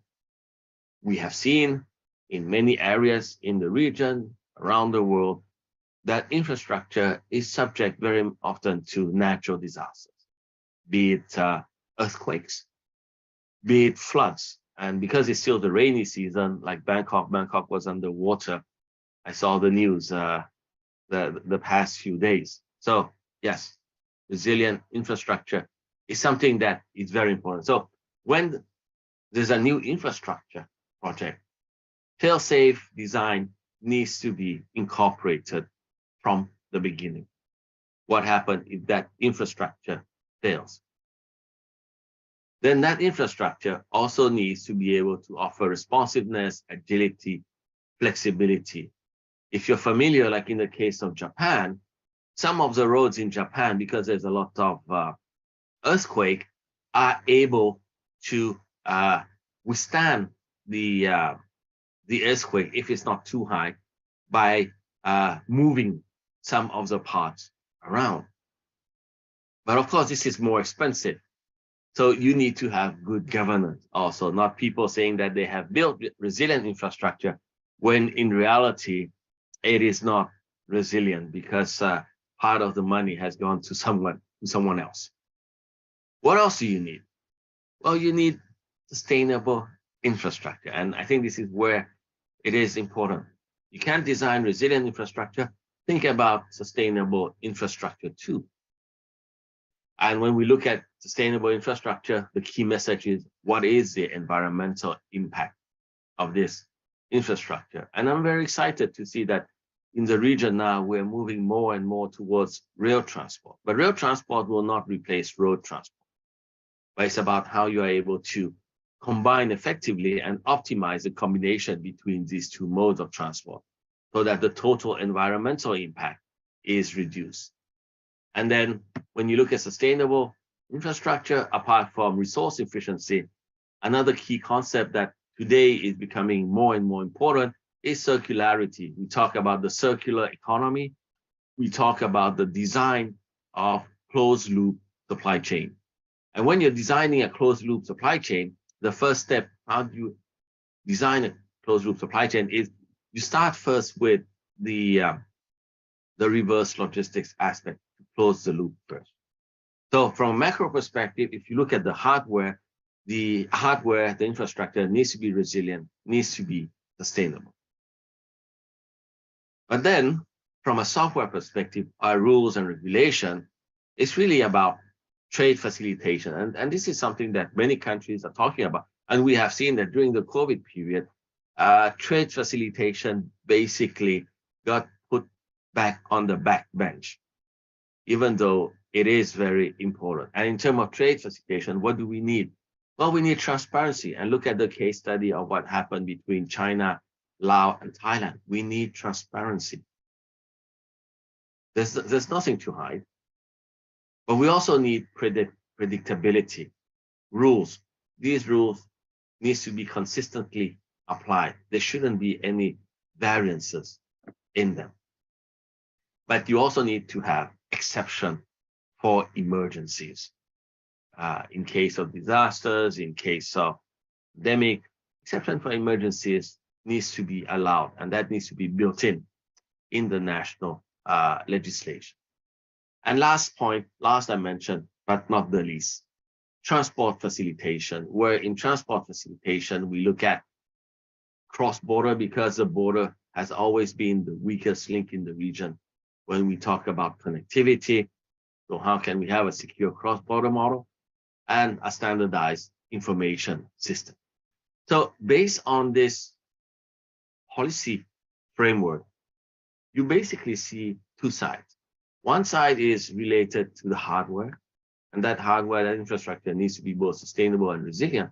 But on the software, it's all about facilitation. And if the government can enable such environment, that is a thing that will support the firms, the logistics service providers, the various supply chains, both not only within the country, but also within the region and on the global market too. So I think with this, I would like to end my short presentation, and then we can open the floor for discussion. And I hand back the microphone to my good friend, Professor Irvin.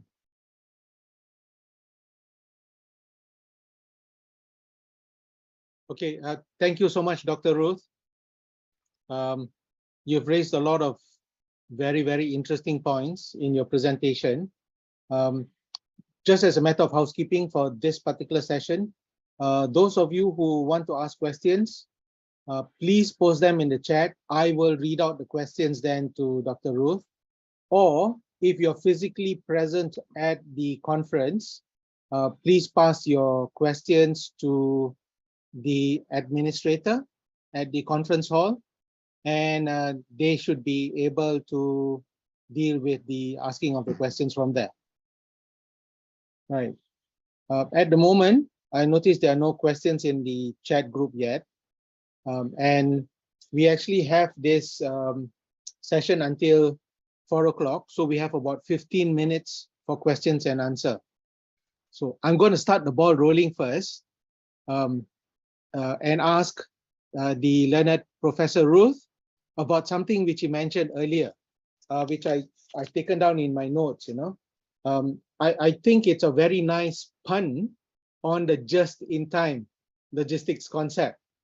So with the pandemic, in addition to, you know, just-in-time not really working because of all the constraints at the borders and the facilitation problems, you now have logisticians planning and policymakers planning for just in case.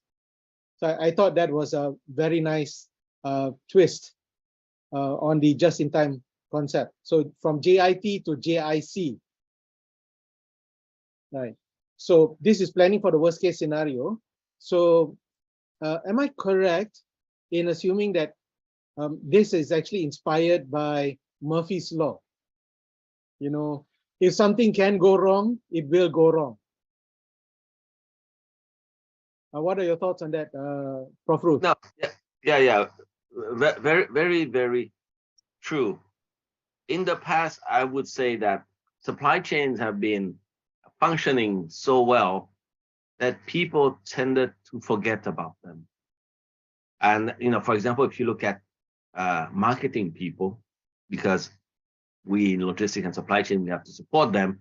When we look at marketing and we have the 4P, so you have the product, the price, the promotion, and then you have the P place. So logistics supply chain really goes and support the P place. And we have seen that in this age of globalization that, hey, it's so easy. You can order something online and that thing is being sold in China or even in the US or in the UK, and they will deliver it to you. And they're even able to guarantee the time when it will arrive. So I think we have been spoiled for a very, very long time. And when suddenly we see the COVID happening, we see what has happened in the Suez Canal, and disruption occurred within the system. And because of this just-in-time philosophy, as many of you are familiar, the idea is you try to reduce your level of inventory as much as you can. Just-in-time does not mean no inventory.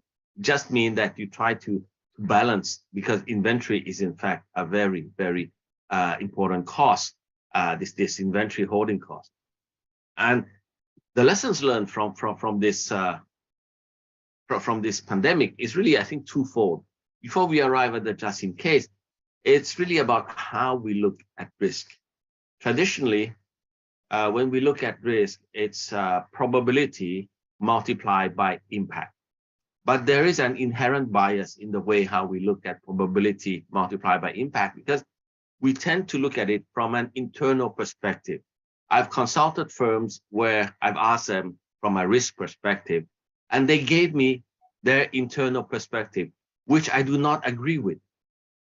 But maybe I do not agree with because I see other things from a more holistic perspective, because they are working within their firms and they only have the knowledge of within their firm. So that's why many things that has happened, they did not see it happening. So that's I think that's the first lesson learned.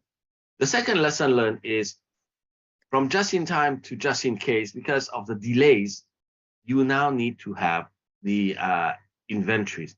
And in fact, just in case is not new in the logistics field. In fact, just in case come from the humanitarian logistics sector, where they prepare themselves for natural disaster like World Food Program. Like in Malaysia,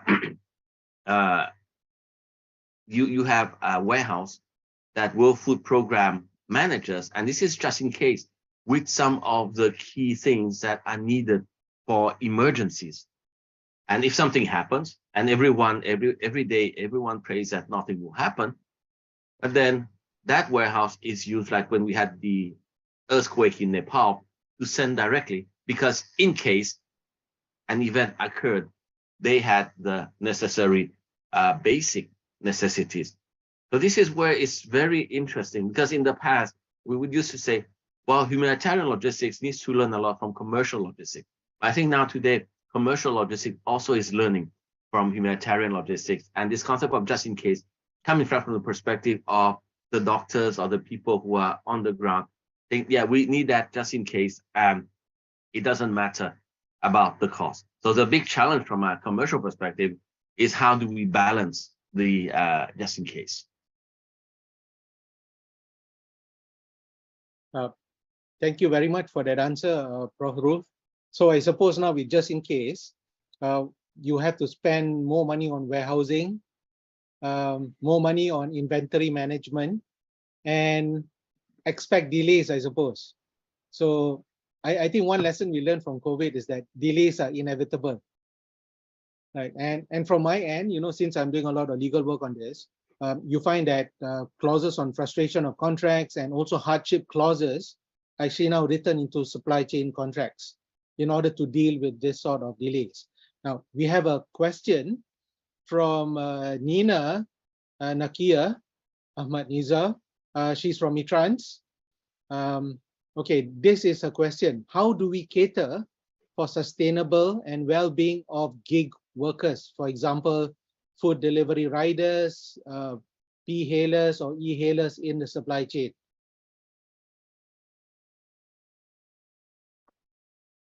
Prof. Ruth, any idea? Well, I think if you want to cater for the e-hailers or for the gig economy, my biggest question is this: what are the Uber, the Grab, the Deliveroo, all of these people doing for that? Because what we see is that, yes, officially they're not employees of this platform, but the reality is that they're working for them. The platform is like a broker. But I think maybe this is something from a legal perspective. Let me share what I have seen, like in the case of France, for example, where in France, a lot of these gig worker economies, at the end of the day, when they go to court, they win against these platform, and they are recognized workers' rights in it. I think that will depend on the country. And in the case of Malaysia, I'm not so sure. So to take care of them, it's really those that are employing them, even though they're saying that they are not employing them. Or if you really want to have protection of such workers' right, then yeah, it may take a longer time period, but this is where policy is very important.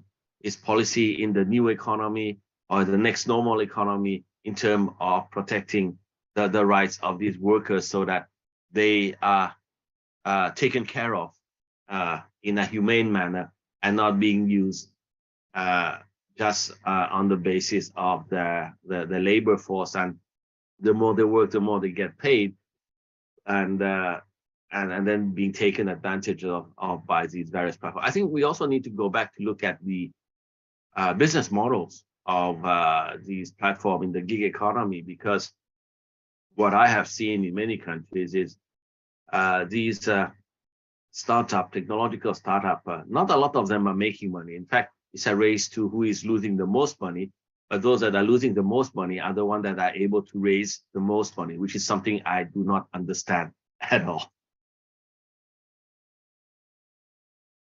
Okay, thank you so much, Prof. Ruth.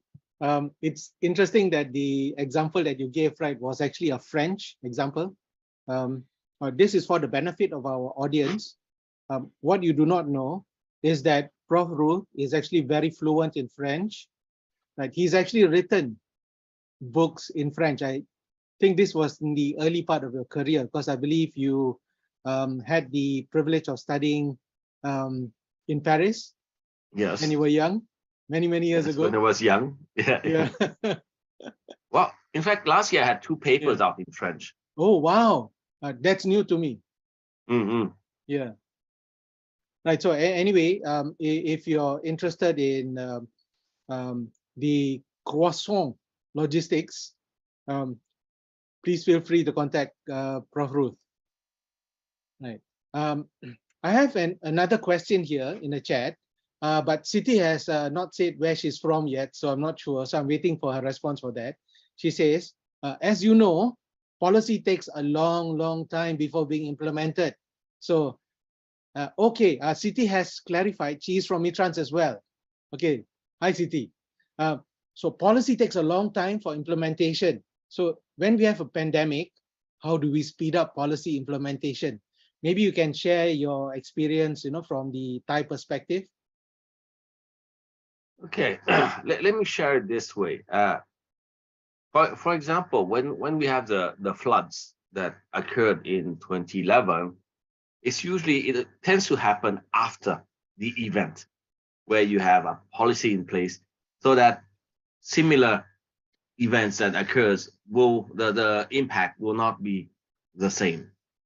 So now we have gone through the COVID, and my question back is, have the government, did they do like a kind of a fact-finding report related to the lessons learned of the pandemic in terms of what worked in terms of response, what did not work in terms of response, so that the lessons learned can then be further brainstormed to enable a new policy in case of such type of pandemic or such type of disruption. So in fact, it's an ongoing process. It's a never-ending process. And my question would be, from a Malaysian perspective, what are the legislation of the policies related to emergencies that are in place?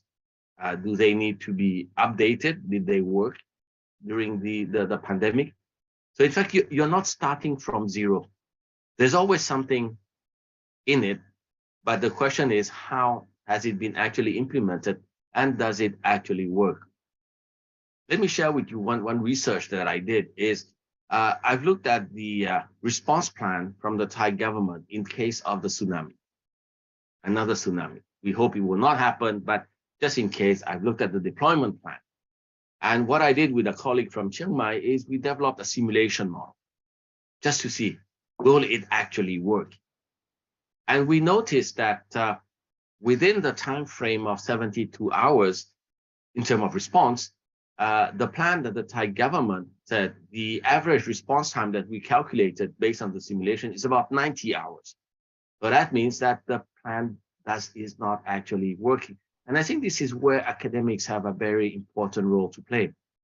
Because you cannot go and say to the government, hey, your plan is not working, or what you have done doesn't make sense. They will say, hey, there's no proof. And I don't think we should wait for something to happen and then say, oh, the government, you're wrong. No, from an academic perspective, you can look at the response plan and say, or the response policy, and then do some academic work, some simulation, whatever, and then have some numbers, and then use that to discuss with them. But we basically told them is that the critical path in their plan is a clearance. So that means getting access to the affected area. So maybe you need to prepare more resources so that you can make sure that you can get access to those affected area. faster. So this is how we can engage as academics. And this is why I'm a big supporter of what I call the triple helix, where the triple helix is basically is this interaction, this collaboration between government, private sector, and academia. In the Netherlands, logistics is one of the key sectors, what they call one of the top sectors, and they have a triple helix for that, with the chairman being from the private sector, secretariat being the government, and then the academics in the middle to help answer some of these difficult questions that they are asking.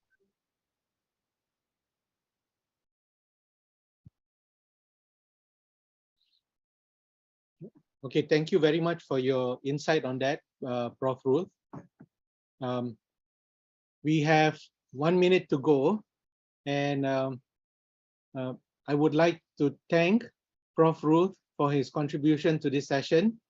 I would also like to thank all the participants for being here to listen to the paper. And also thank you so much for the questions which were posed in the chat. Since we have a few seconds left, are there any questions from the live audience at Best Western Hotel?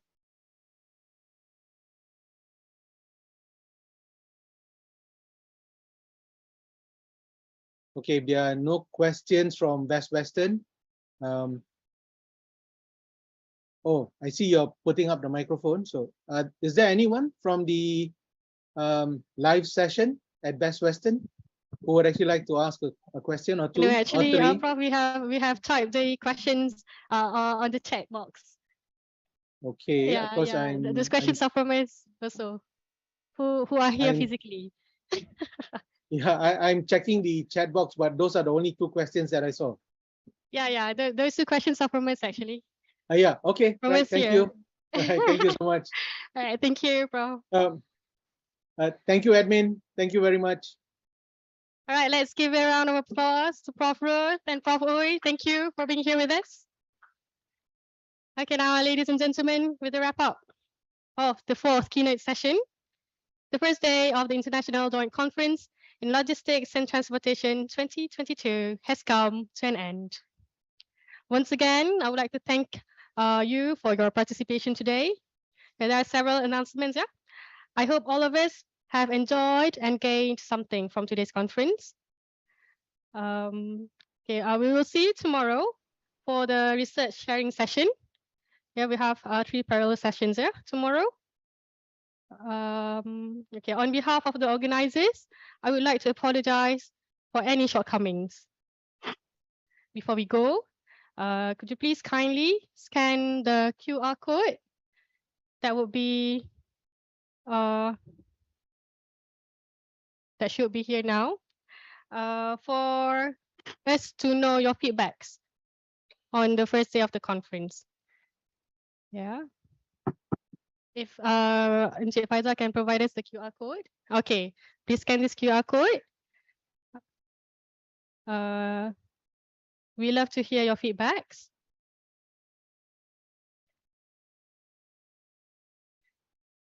So after that, we invite everyone for a tea break outside the main hall. So with that, ladies and gentlemen, thank you. Terima kasih. Wabillahi taufiq wal hidayah. Wassalamualaikum warahmatullahi wabarakatuh.